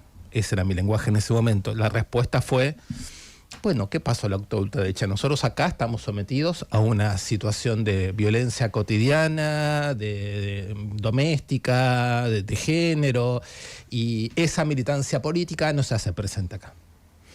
Entonces veían a Cristina como una mujer distante geográficamente y distante en términos de poder. Es decir, alguien que pertenecía a otra realidad. Y no había una conexión entre la violencia que Cristina podía sufrir o habría sufrido, ella como símbolo, digamos, del llamado progresismo político en el gobierno, era vicepresidenta Cristina, ¿no?, y su propia realidad, esa desconexión. Seguimos conversando y ellas nombraron una suerte de microcrueldad de las propias organizaciones sociales sobre ellas en cuestiones de gestión de planes.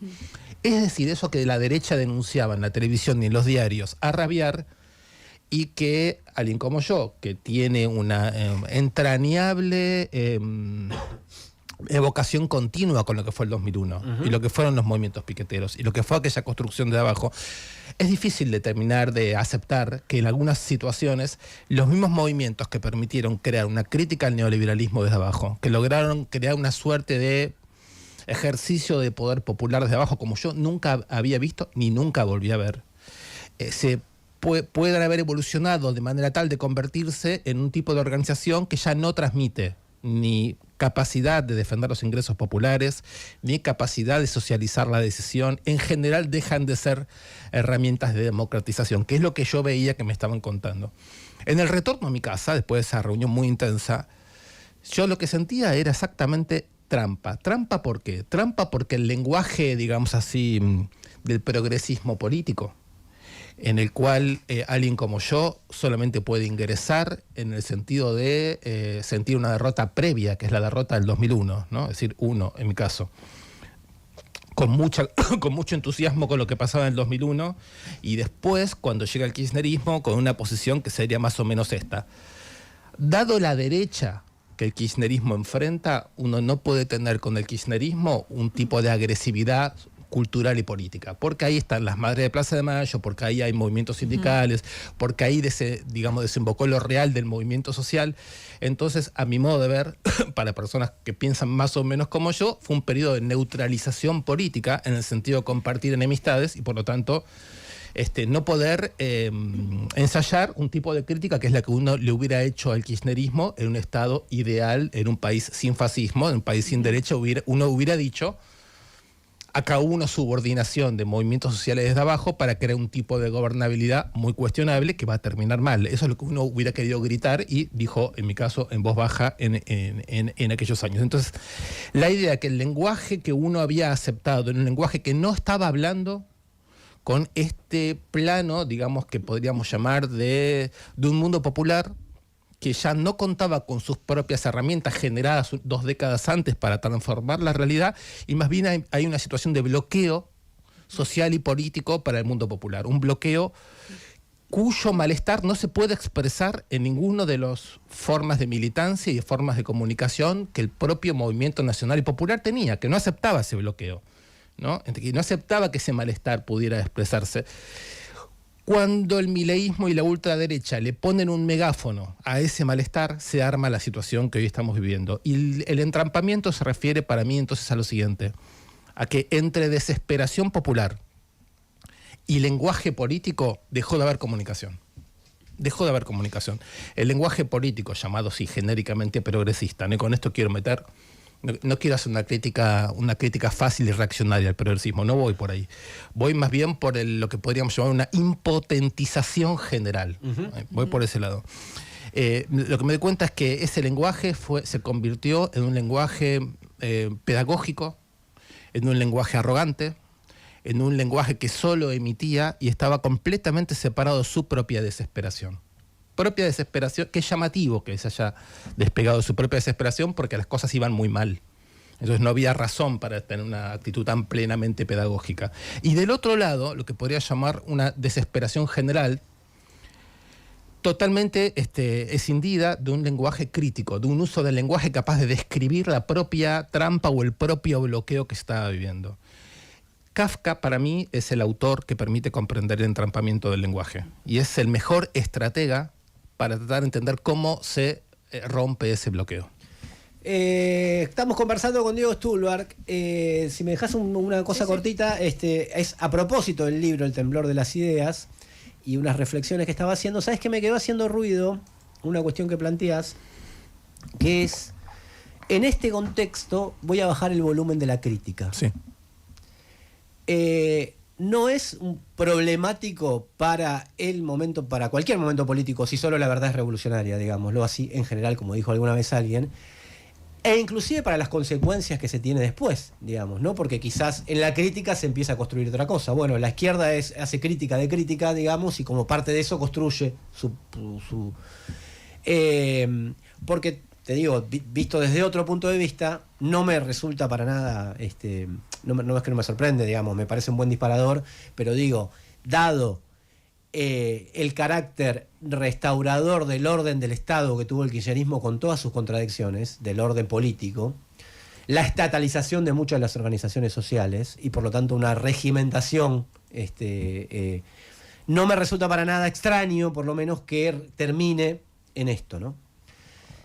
Siendo que uno puede tener una posición política, como por ejemplo la tuvo la izquierda ahora, el frente izquierda, quiero decir, en relación a Cristina, y decir está mal la proscripción, está mal la cárcel, es un fallo infame, está hecho por poderes fácticos que quieren rediseñar el régimen político, y a la vez criticar, digamos, ¿por qué las cosas no pueden ir unidas? No, a ver, lo que quiero decir con el baja de volumen quiere decir que en momentos en donde el fenómeno kirchnerista no era solamente una parte del peronismo que lo era, sino que era además un ensamble con formas de legitimidad política que habían sido constituidas en la fase anterior. Pongo el ejemplo que me parece más paradigmático, que son los organismos de derechos humanos. Sí.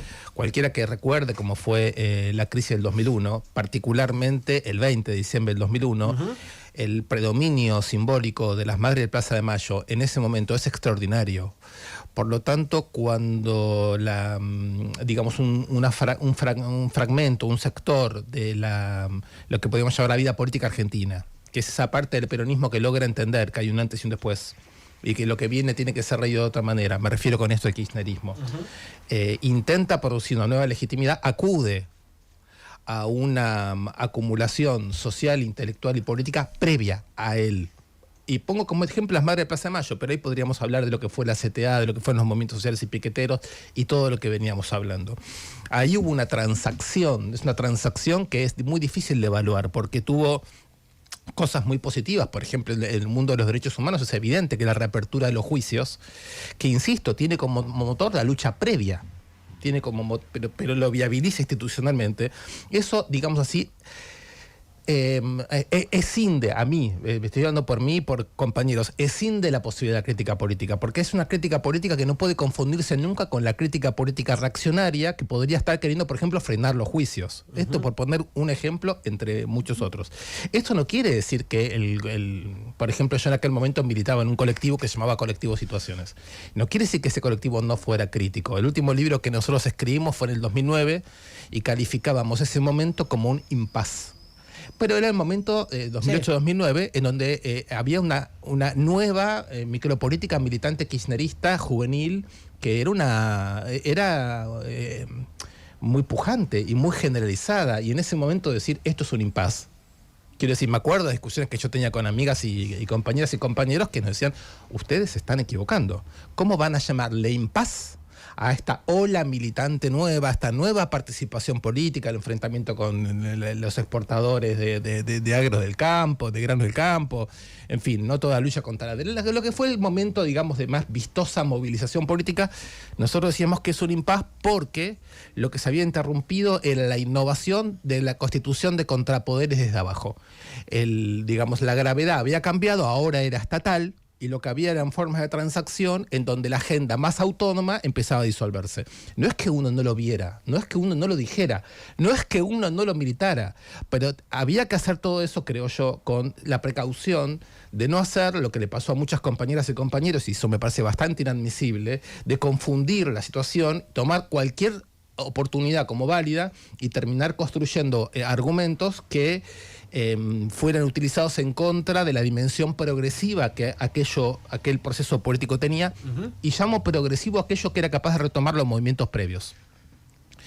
Bueno, qué sé yo, digamos, lo que vino después de mi lado fue trabajar muy apegado a León Rositner, que me acuerdo que discutíamos los últimos años de vida de León. Esta situación se había armado carta abierta, y nosotros nos manteníamos muy incómodos con carta abierta. La crítica de León Rositner a carta abierta, ¿cuál era?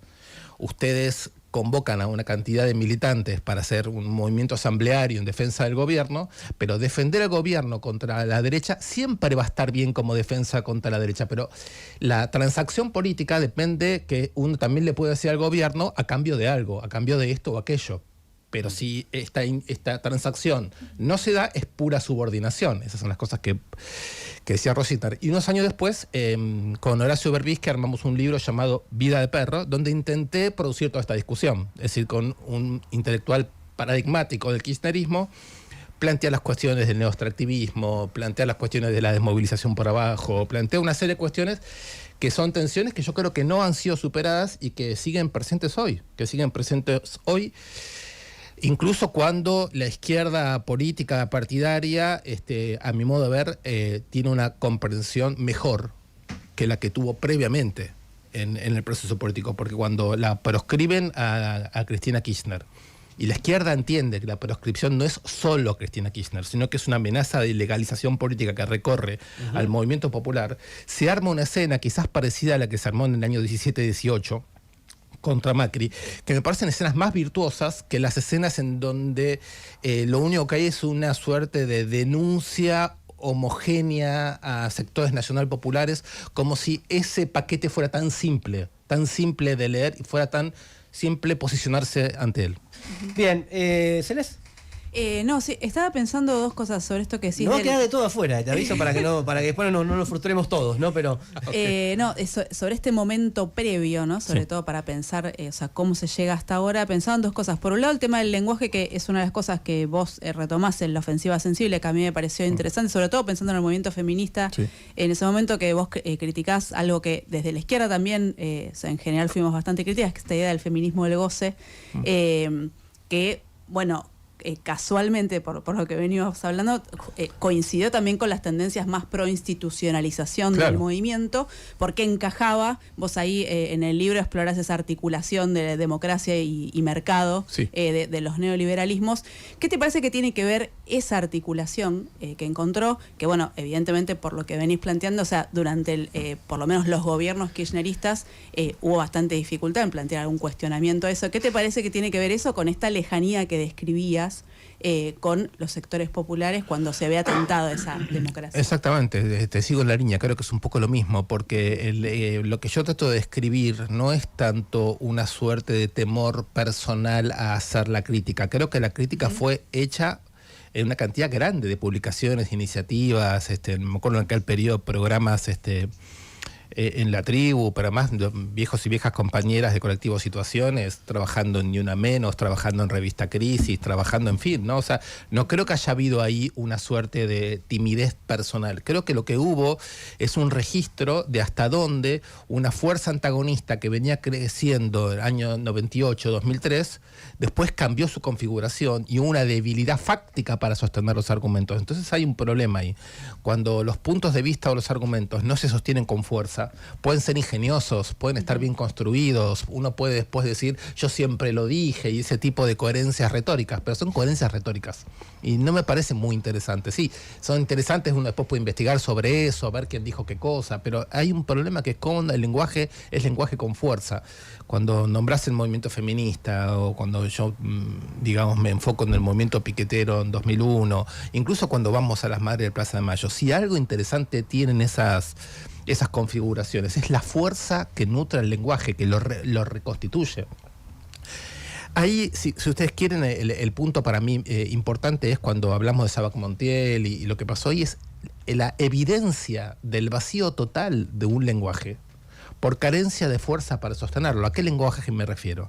Me refiero a un lenguaje que dice así: la militancia política es muy importante para transformar la realidad, en un momento en donde la realidad no se la está transformando de ninguna manera.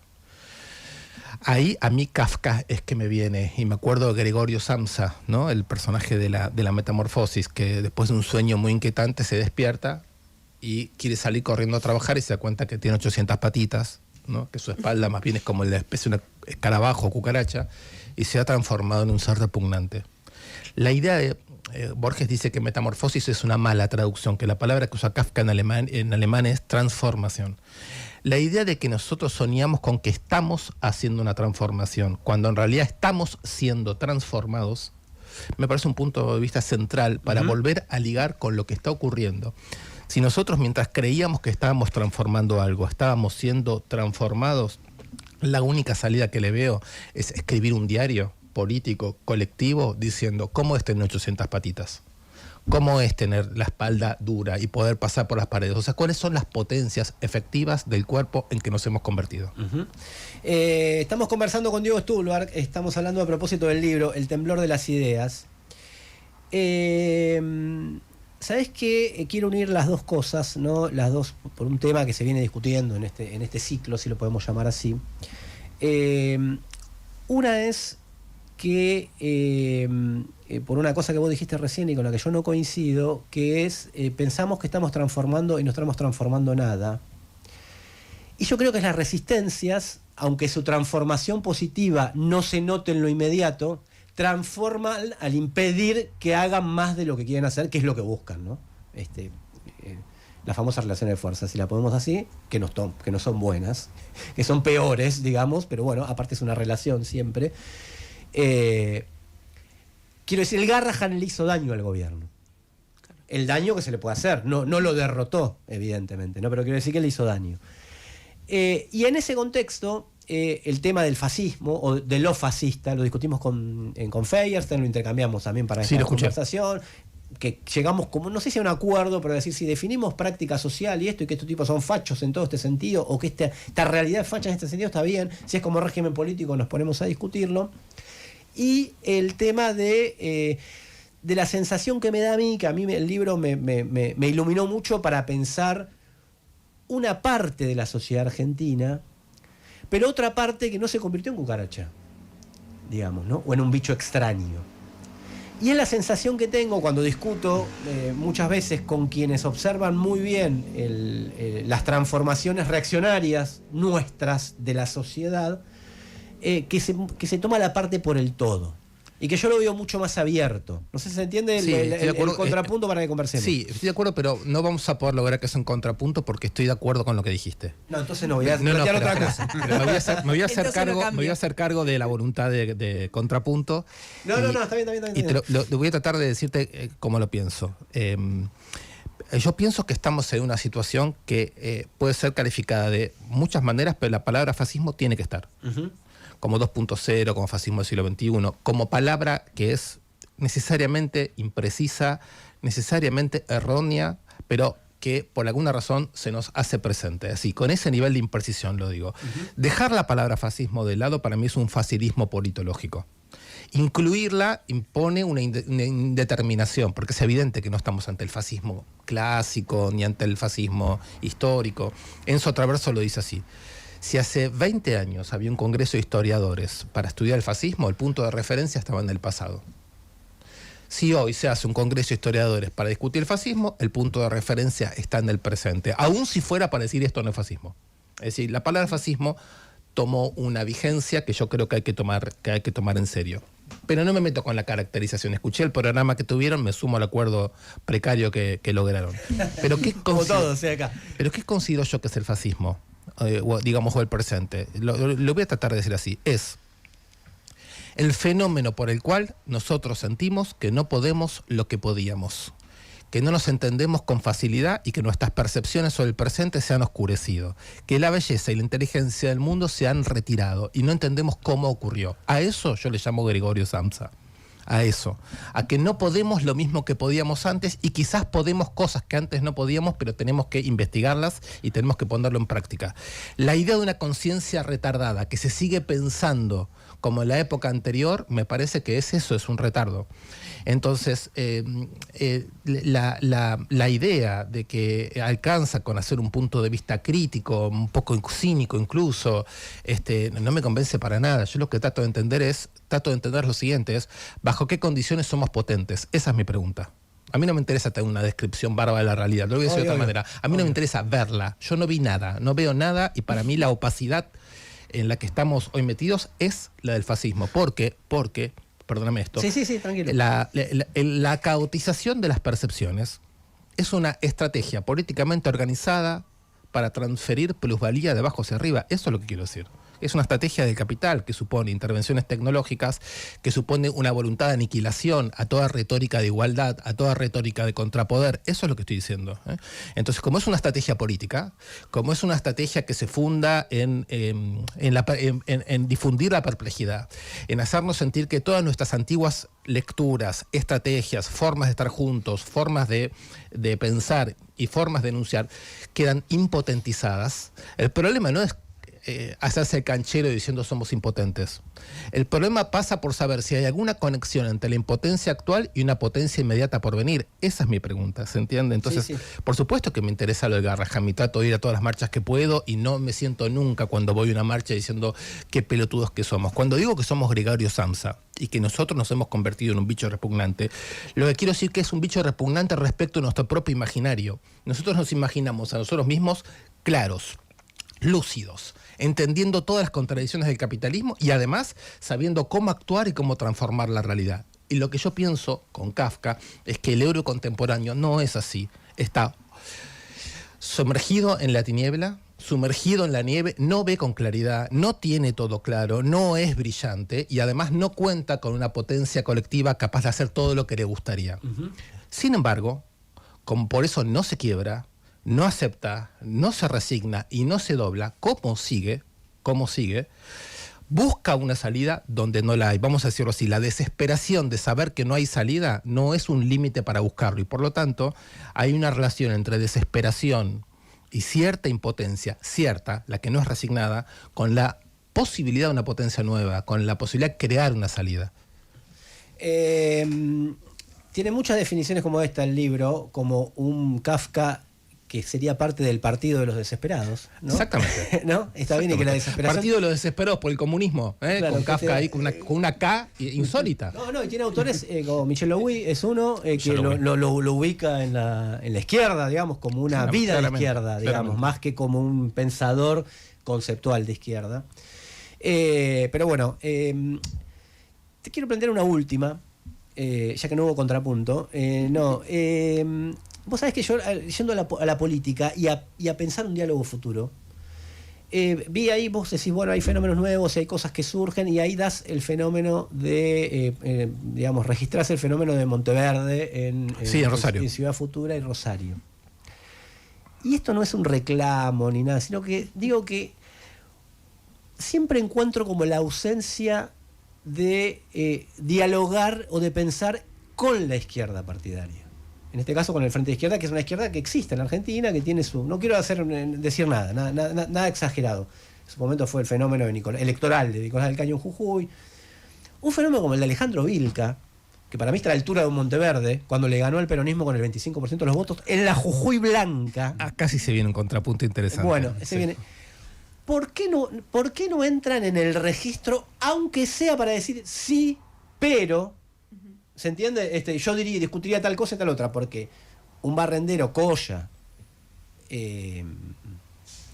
Barrendero, que se reivindica a los pueblos originarios en la Jujuy, haga tremendo irrupción política, es como digo, bueno, yo por lo menos lo tengo en cuenta. Como está, tengo nombrado Verde, ¿no? Está nombrado Vica en el libro. No, pero digo como siempre noto, acá, ¿con qué autoridad lo digo? Digamos, autoridad entre muchas comillas, con que acá estuvo Mario Santucho, estuvo Vero Gago, estuvo Pablo Semán, qué sé yo, de decir, ¿por qué no discutimos también incorporando este fenómeno que en la izquierda argentina es esta izquierda, les tocó esto?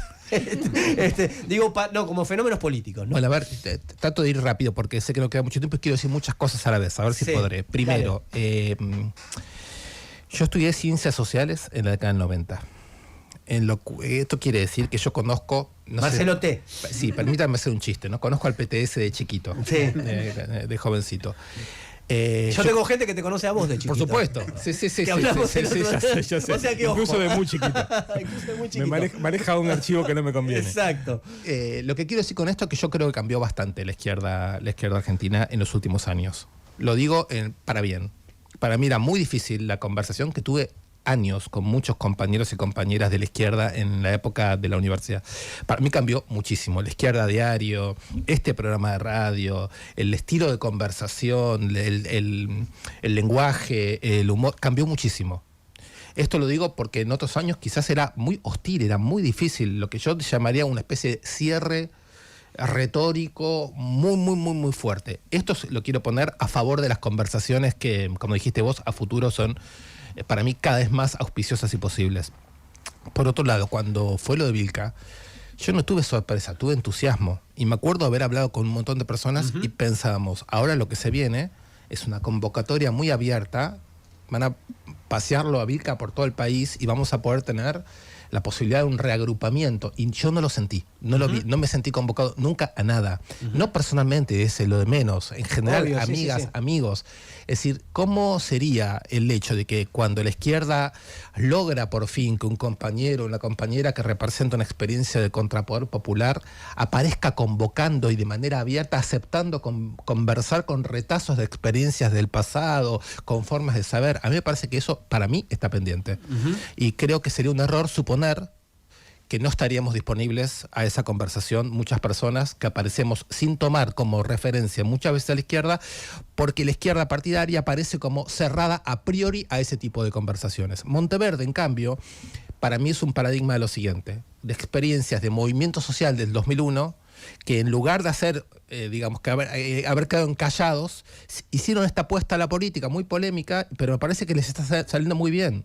Le está saliendo muy bien la continuidad con el movimiento social, y hay una segunda cosa importante, una enunciación que no es del AMBA, que no está atrapada en todas las discusiones y en todo el lenguaje que los últimos años hemos tenido en el AMBA.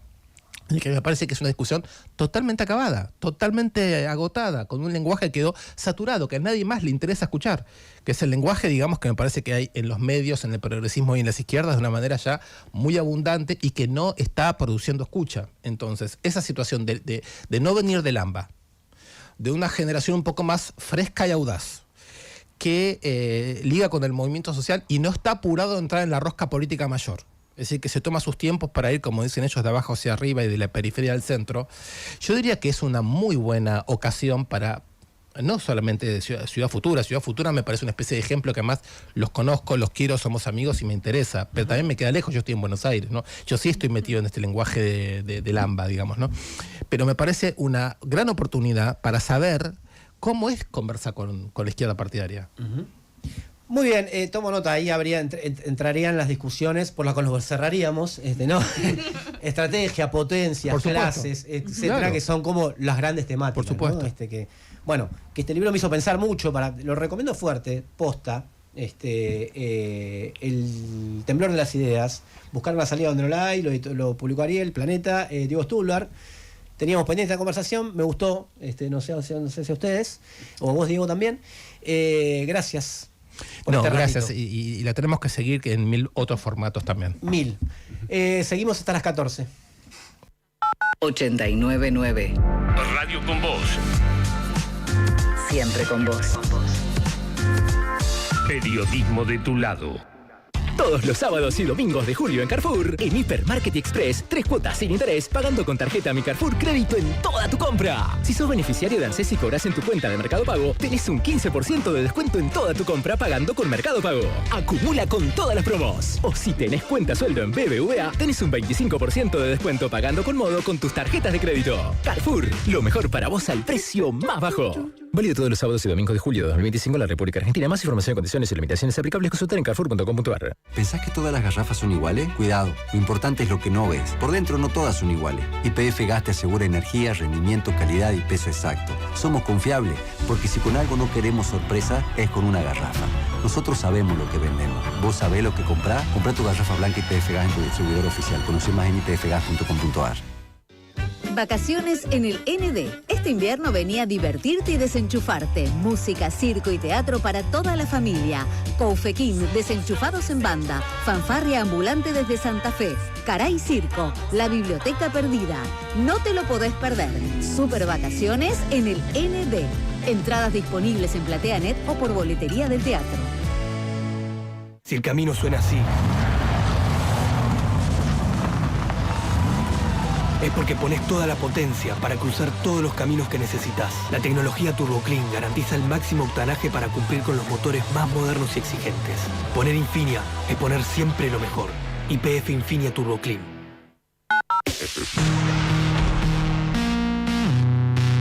Radio con Voz.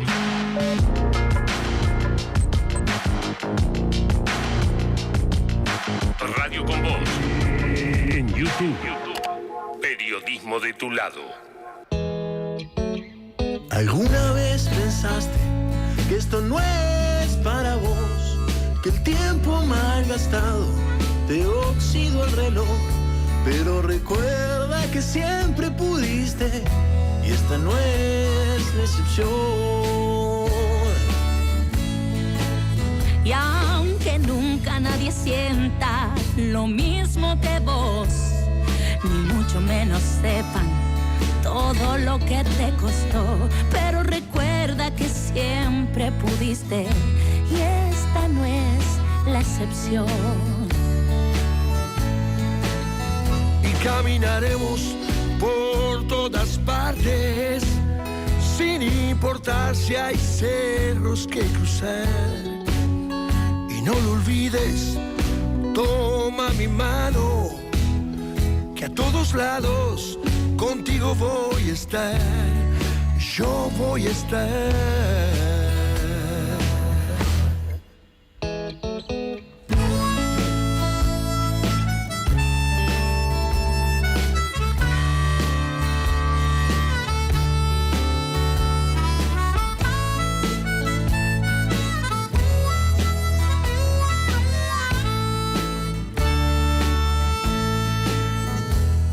¿Alguna vez pensaste que esto no es para vos? Que el tiempo mal gastado te oxidó el reloj. Pero recuerda que siempre pudiste y esta no es la excepción. Y caminaremos por todas partes sin importar si hay cerros que cruzar.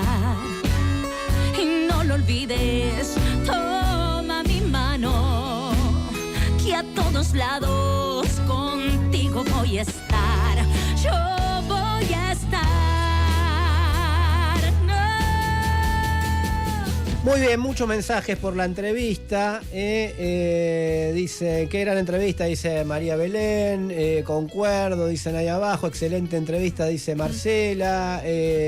A volver a escucharlo y a leer el libro, dice Fernanda. Suba la entrevista, dice alguien por ahí. Eso te iba a decir, vamos a subir la entrevista, la encuentran en www.elcirculorrojo899.com. Ahí va a estar la entrevista, las editoriales, todas las columnas, ahí encuentra todo, ni bien termina el programa. Estos debates tienen que tener horario central, muy bueno, dice. Se merecen el Martín Fierro.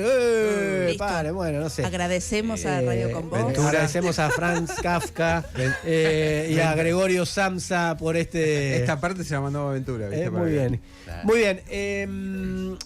conflictos, pasemos un poquito, bajamos, porque así tenemos que ir, subir y bajar. Conflictos que, bueno, combinan reclamos de trabajadores y trabajadoras y reclamos ambientales. Augusto.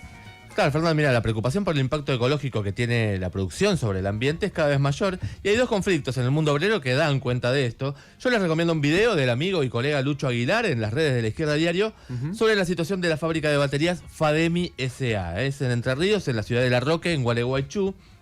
Son fabricantes, por ejemplo, de las baterías Clorex, ¿no? Baterías de autos. ¿Qué está pasando en esa fábrica? Bueno, desde el año pasado, sus obreros están tomando medidas por problemas de salud que se les manifiestan como consecuencias de condiciones precarias de higiene y seguridad. Tienen que manipular químicos, ¿no? En ácido sulfúrico, por ejemplo. Además, en un entorno viciado de gases tóxicos y plomo, lo que les está provocando trastornos neurológicos y caída de dientes, por ejemplo, hasta agotamiento. Son problemas graves, realmente. Sí. Pero no solamente lo padecen en la fábrica, sino también los vecinos de toda la zona, ¿no? La Facultad de Veterinaria de Entre Ríos, por ejemplo, constató la contaminación en perros de los alrededores de la planta de Fademi, ¿no? Bueno, el conflicto laboral, como arrancó en 2024, cuando un grupo de empleados se negó a subirse a una plataforma oxidada que estaba sobre un tanque de ácido sulfúrico de 25.000 litros. Bueno, ahí la empresa empezó a tomar represalias, suspensiones, descuentos salariales, los obreros respondieron con paros y movilizaciones, y bueno, por eso se produjeron diversas tandas de despidos que al día de hoy suman 37. Los obreros de Fademi están defendiendo no solamente su derecho a tomar medidas de lucha como la huelga, sino también el derecho a su propia vida y de la comunidad en la que habitan, ¿no? Y lograron un fallo judicial que califica como ilegales a los despidos y exige la reincorporación. Es un fallo que la empresa no está cumpliendo. Se supone que ahí debería intervenir el gobierno provincial, ¿no? Encabezado por Rogelio Frigerio, Cambiemos. Hay mucha esperanza, no Claro, hay. no. Pero resulta que el ministro Complicado. de Gobierno y Trabajo no solamente es funcionario, sino que también es poeta, el tipo, ¿no? Entonces yo dije, Mira, ahí no. bueno, hay esperanza, debe ser alguien muy sensible. Se llama Manuel Troncoso, editó varios libros de poesía, pero tiene, por ejemplo, un poema titulado Campaña Electoral. Mira, Qué bueno. lindo. Y en una entrevista reciente declaró: siempre tuve placer por la escritura, incluso cuando escribía textos jurídicos. Ahí ya tanta esperanza no tenía. No, empiezas a perder. Muy kafkiano, igual el tema, te digo la verdad, era muy kafkiano. Poesía y campaña política es un oximorón, sí, me campaña parece. electoral, No, claro. no va. ¿Qué dijo este ministro poeta que debería imponer que Fademi cumpla los fallos de reincorporación? Dijo: el sindicato recurre a sabotajes y bloqueos. Esos Ay, son excesos pobre. de competencia y se están arrogando más derechos de los que tienen los gremios. Con tono poético. Le faltó la Con tono rima. poético. Claro, con tono poético. Bueno, acá no hace falta separar la obra del artista, podemos rechazar todo juntos, porque la verdad. Pero bueno. Está muy bien. Tiramos todo. Claro. Bueno, la lucha de Fademi en Entre Ríos está ganando apoyo en la comunidad de La Roque. Pero el otro caso es una poderosa multinacional que es la petroquímica Shell Raisen en su planta de Dock Sud, donde efectuó el despido discriminatorio de 10 trabajadores por su actividad sindical y ambiental. De estos 10 obreros, uno obtuvo un fallo judicial que exige la reinstalación en su puesto. Se trata de Gustavo Michel. Y vamos a escuchar un fragmentito de lo que contaba en una entrevista en el stream de Diagonales. El despido ocurre a principio de año. A mí y 10 compañeros más. Son despidos discriminatorios porque nosotros pertenecemos a una lista, una agrupación que es oposición al sindicato, la lista naranja, y había otros compañeros más que también eran disidentes. O sea, lo que hizo la empresa es a un grupo de compañeros que veníamos reclamando mejores condiciones de trabajo, veníamos reclamando el tema de la salubridad dentro de la refinería y también hacia afuera, porque vos sabés que Villa Inflamable es uno de los barrios más contaminados de Sudamérica. Ya se denunció que hay niños con plomo en sangre, y bueno, la situación es difícil, porque no solo es por salario y por condiciones de trabajo, sino por el tema de la salud, que es muy importante para nosotros, y lamentablemente hace poco, en un accidente que se pudo haber evitado, falleció un compañero. Bueno, escuchamos a Gustavo Michel, obrero de la petroquímica Raisen Shell, planta Dock Sud, que logró un fallo cautelar del juzgado número 40 que exige su reinstalación. Entre los fundamentos que plantea este fallo está su derecho a plantear reclamos laborales y a denunciar el daño ambiental que produce Shell en la zona, ¿no? Este es un fallo que en concreto dice sobre Gustavo Michel que existen indicios sobre la actividad de carácter ambiental del actor, de él, y de una actividad apuntada al cuidado del ambiente de trabajo. Es muy destacable porque es la primera vez que se toma como fundamento la actividad de un obrero contra el daño ambiental que provoca una empresa en su entorno, y puede ser un importante precedente para otros casos como el de los obreros de Fademi en Entre Ríos. Así que los casos de Shell y Fademi demuestran que los auténticos interesados en la salud y en la vida de la comunidad en la que trabajan están en el mundo obrero. Premios Martín Fierro de Radio. Radio con Voz, la FM más nominada. Y los periodistas nominados son Romina Mangel, Tamara Pettinato, Gustavo Gravia, Yamila Segovia, Nahuel Prado. Radio con Voz en los Martín Fierro. 10 años con vos. 10 años con vos. En Sodimac tenemos todo lo que necesitas para renovar los pisos y la pintura de tu casa. Elegí entre más de 400 modelos de pisos y revestimientos. Además tenemos la más amplia variedad de pinturas, texturados e impermeabilizantes. Hasta el 30 de julio aprovecha hasta 25% off y hasta 6 cuotas sin interés para mejorar cada espacio de tu hogar. Te esperamos en Sodimac. Si el camino suena así, es porque pones toda la potencia para cruzar todos los caminos que necesitas. La tecnología Turbo Clean garantiza el máximo octanaje para cumplir con los motores más modernos y exigentes. Poner Infinia es poner siempre lo mejor. YPF Infinia Turbo Clean. En la provincia de Buenos Aires, la obra pública no para. Avanza la intervención integral en la Ruta Provincial 4 para optimizar la conectividad, mejorar la seguridad vial y reducir los tiempos de viaje. Estas mejoras incluyen la repavimentación y ensanche de la calzada principal, espacios verdes, señalización e iluminación, construcción de colectoras, cordón cuneta y coordinación de semáforos. Además de la readecuación del sistema hidráulico, dársenas, refugios de pasajeros para el transporte público, distribuidores viales y ferroviarios a distinto nivel. Como la construcción del viaducto Paso Bajo Nivel, una obra que se encontraba paralizada por el gobierno nacional. Con esta obra, la provincia acompaña el crecimiento de los municipios, brindando infraestructura de calidad en una zona socioeconómicamente vulnerable. Las obras en la provincia siguen en marcha. Vuelve La omisión de la familia Coleman, la obra de Claudio Tolcachir que recorrió el mundo. 21 años en cartel. Todos los domingos a las 18 en Timbre 4. Hasta que no la veas, no paramos. ¿Pensás que todas las garrafas son iguales? Cuidado, por dentro no todas son iguales. YPF Gas te asegura energía, rendimiento, calidad y peso exacto. Somos confiables porque si con algo no queremos sorpresas, es con una garrafa. Nosotros sabemos lo que vendemos. ¿Vos sabés lo que compras? Compra tu garrafa blanca YPF Gas en tu distribuidor oficial. Conoce más en ypfgas.com.ar. Con Vos, una radio. Radio con Vos. 899. En Instagram, Twitter y Facebook somos El Círculo Rojo 899. Y la situación en la Franja de Gaza, en Palestina, es una situación ya inenarrable desde el punto de vista de la guerra y prácticamente la guerra del hambre que está llevando adelante el Estado de Israel. De eso va a hablar Diego ahora. Sí, a ver, un poco esos fueron los titulares de esta semana en los principales medios del mundo. A ver, Gaza, el hambre, puso Liberación de Francia, hambruna masiva acecha Gaza. Por piedad, detengan esto ya, puso un diario británico con una foto que la verdad fue impactante, que yo buscando fotos me costó bastante encontrar alguna que no generara, porque la situación que se está viviendo es desesperante para 2 millones de gazatíes, de palestinos que están en la franja. Para que tengamos en cuenta, a ver, ¿de qué estamos hablando? Encontré un dato que es... Desde el 2 de marzo, Israel bloqueó la entrada de los camiones de ayuda alimentaria.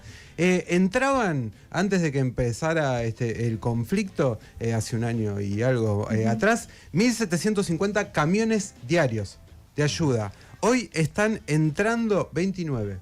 Nada, por día. O sea, nada. Para 2 millones de personas que están ahí en una ciudad, y en una región completamente devastada. Otro dato que me llamó la atención fue que también Israel bloqueó hace poco semanas el acceso al mar para los palestinos. Es decir, no pueden...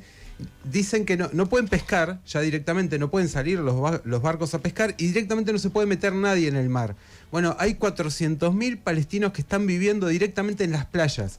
O sea, quedó todo tan destruido que montaron campamentos en las playas. Claro. Es verano, hace 35, 40 grados y la resolución de Israel es que el que se meta al mar puede ser atacado por el ejército israelí. Obviamente el pescado es una fuente de proteína muy grande, claro, que ya no tienen acceso. Para que entendamos a ver un poco cómo es esta mecánica, en donde está, por ejemplo, el Programa Mundial de Alimentos de la FAO y de las Naciones Unidas ya agotó las reservas que tenía.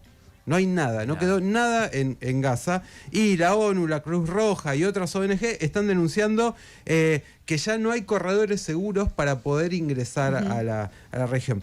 Médicos Sin Fronteras sacó ayer un comunicado que me pareció demoledor. Dice, 1 de cada 4 niños en la Franja de Gaza tienen problemas de desnutrición graves. 1 de cada 4 niños. Y obviamente hablan de que creció, se multiplicó la cantidad de atenciones que tienen que ver con problemas de desnutrición en niños y en adultos. Hay imágenes que son muy duras, por ejemplo, gente yendo a buscar comida y que se desfallece en la línea, que muere ahí, periodistas que están transmitiendo y de repente se desmayan.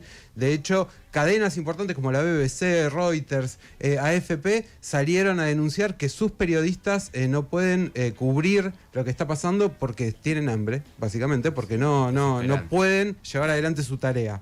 Esa es la... Digo, todo esto es así de brutal como se los estoy describiendo. Busquen las fotos, van a ver. Al que no le impacta eso, la verdad que bueno, tiene que chequearse un poquito a ver cómo anda de sangre, porque ya no estamos hablando de un enfrentamiento, no estamos hablando de, como se intenta seguir diciendo, Hamas versus el ejército israelí. No. Acá lo que hay es directamente... No lo digo yo, lo dice la ONU, directamente se está llevando adelante un genocidio porque es 2 millones de personas que están viviendo en estas condiciones. Salieron gobiernos muy importantes como Francia, Inglaterra, la mayoría de los gobiernos europeos, Japón, a decir, che, esta situación no va más. Francia tuvo un gesto que fue... acusar a Israel por la situación y además reconocer al Estado palestino. Son gestos nada más, digamos, la verdad. Es importante. Pero hablan de la gravedad de la hablan de la gravedad. Y a mí me gustó mucho algo que leí, que es la hija de Amos Oz, es un periodista y un escritor de los más importantes del mundo hebreo. Publicó en Twitter hace unos días un tuit muy significativo que dice: la hambruna masiva en Gaza es un hecho horrible y definitivo. Los asesinatos diarios en los centros de distribución de alimentos no son defensa propia, sino un crimen de guerra. Y en ese tuit llama a los soldados a retirarse, a salir, a no seguir sirviendo al ejército de Israel. Algo que está pasando en Israel, manifestaciones, jóvenes que tienen que ir al ejército y queman los papeles. 3 o 4 años de cárcel pueden tener por eso. Es un hecho muy significativo y me parece que esto da un poco el marco. En Israel se empieza a mover algo y en el mundo se viene moviendo hace mucho tiempo un gran movimiento en defensa de los palestinos, y ahí me parece que está la clave. Los palestinos pueden tener poca fuerza, pero si hay una movilización internacional se le puede doblar el brazo a este genocidio. El Círculo Rojo. Encontranos en Twitter, Facebook e Instagram. El Círculo Rojo 899. Muy bien, entró todo lo que tenía que entrar. Este tema era ineludible, obviamente. Nos vamos despidiendo. Alejandro Barrero en la operación técnica. Ale, gracias. Como siempre, Matías Jaibanier en el streaming. A ver si lo voy a saludar, no lo vi hoy. En las redes sociales de la radio, Dafne Villalba, gracias. Diego Estilo y Lía Marconi en la producción. Paola Caruso en nuestras redes del Círculo Rojo, porque queremos llegar por todos lados, como ustedes lo van a ver dentro de un rato. Pablo Edellita de Todo un Tema No para el Círculo Rojo. Como siempre, recuerden que la verdad no solo se cuenta, la verdad se milita, y tenemos gente que se lleva cosas. Las entradas para la obra Felposita son para Luciana, tu DNI termina en 116. El libro de Diego Stulwar, El Temblor de las Ideas, es para Angélica, el DNI termina en 554. El otro libro después les cuento porque tenemos que entregar el programa. Nada más por hoy, hasta la semana que viene y que tengan buena semana.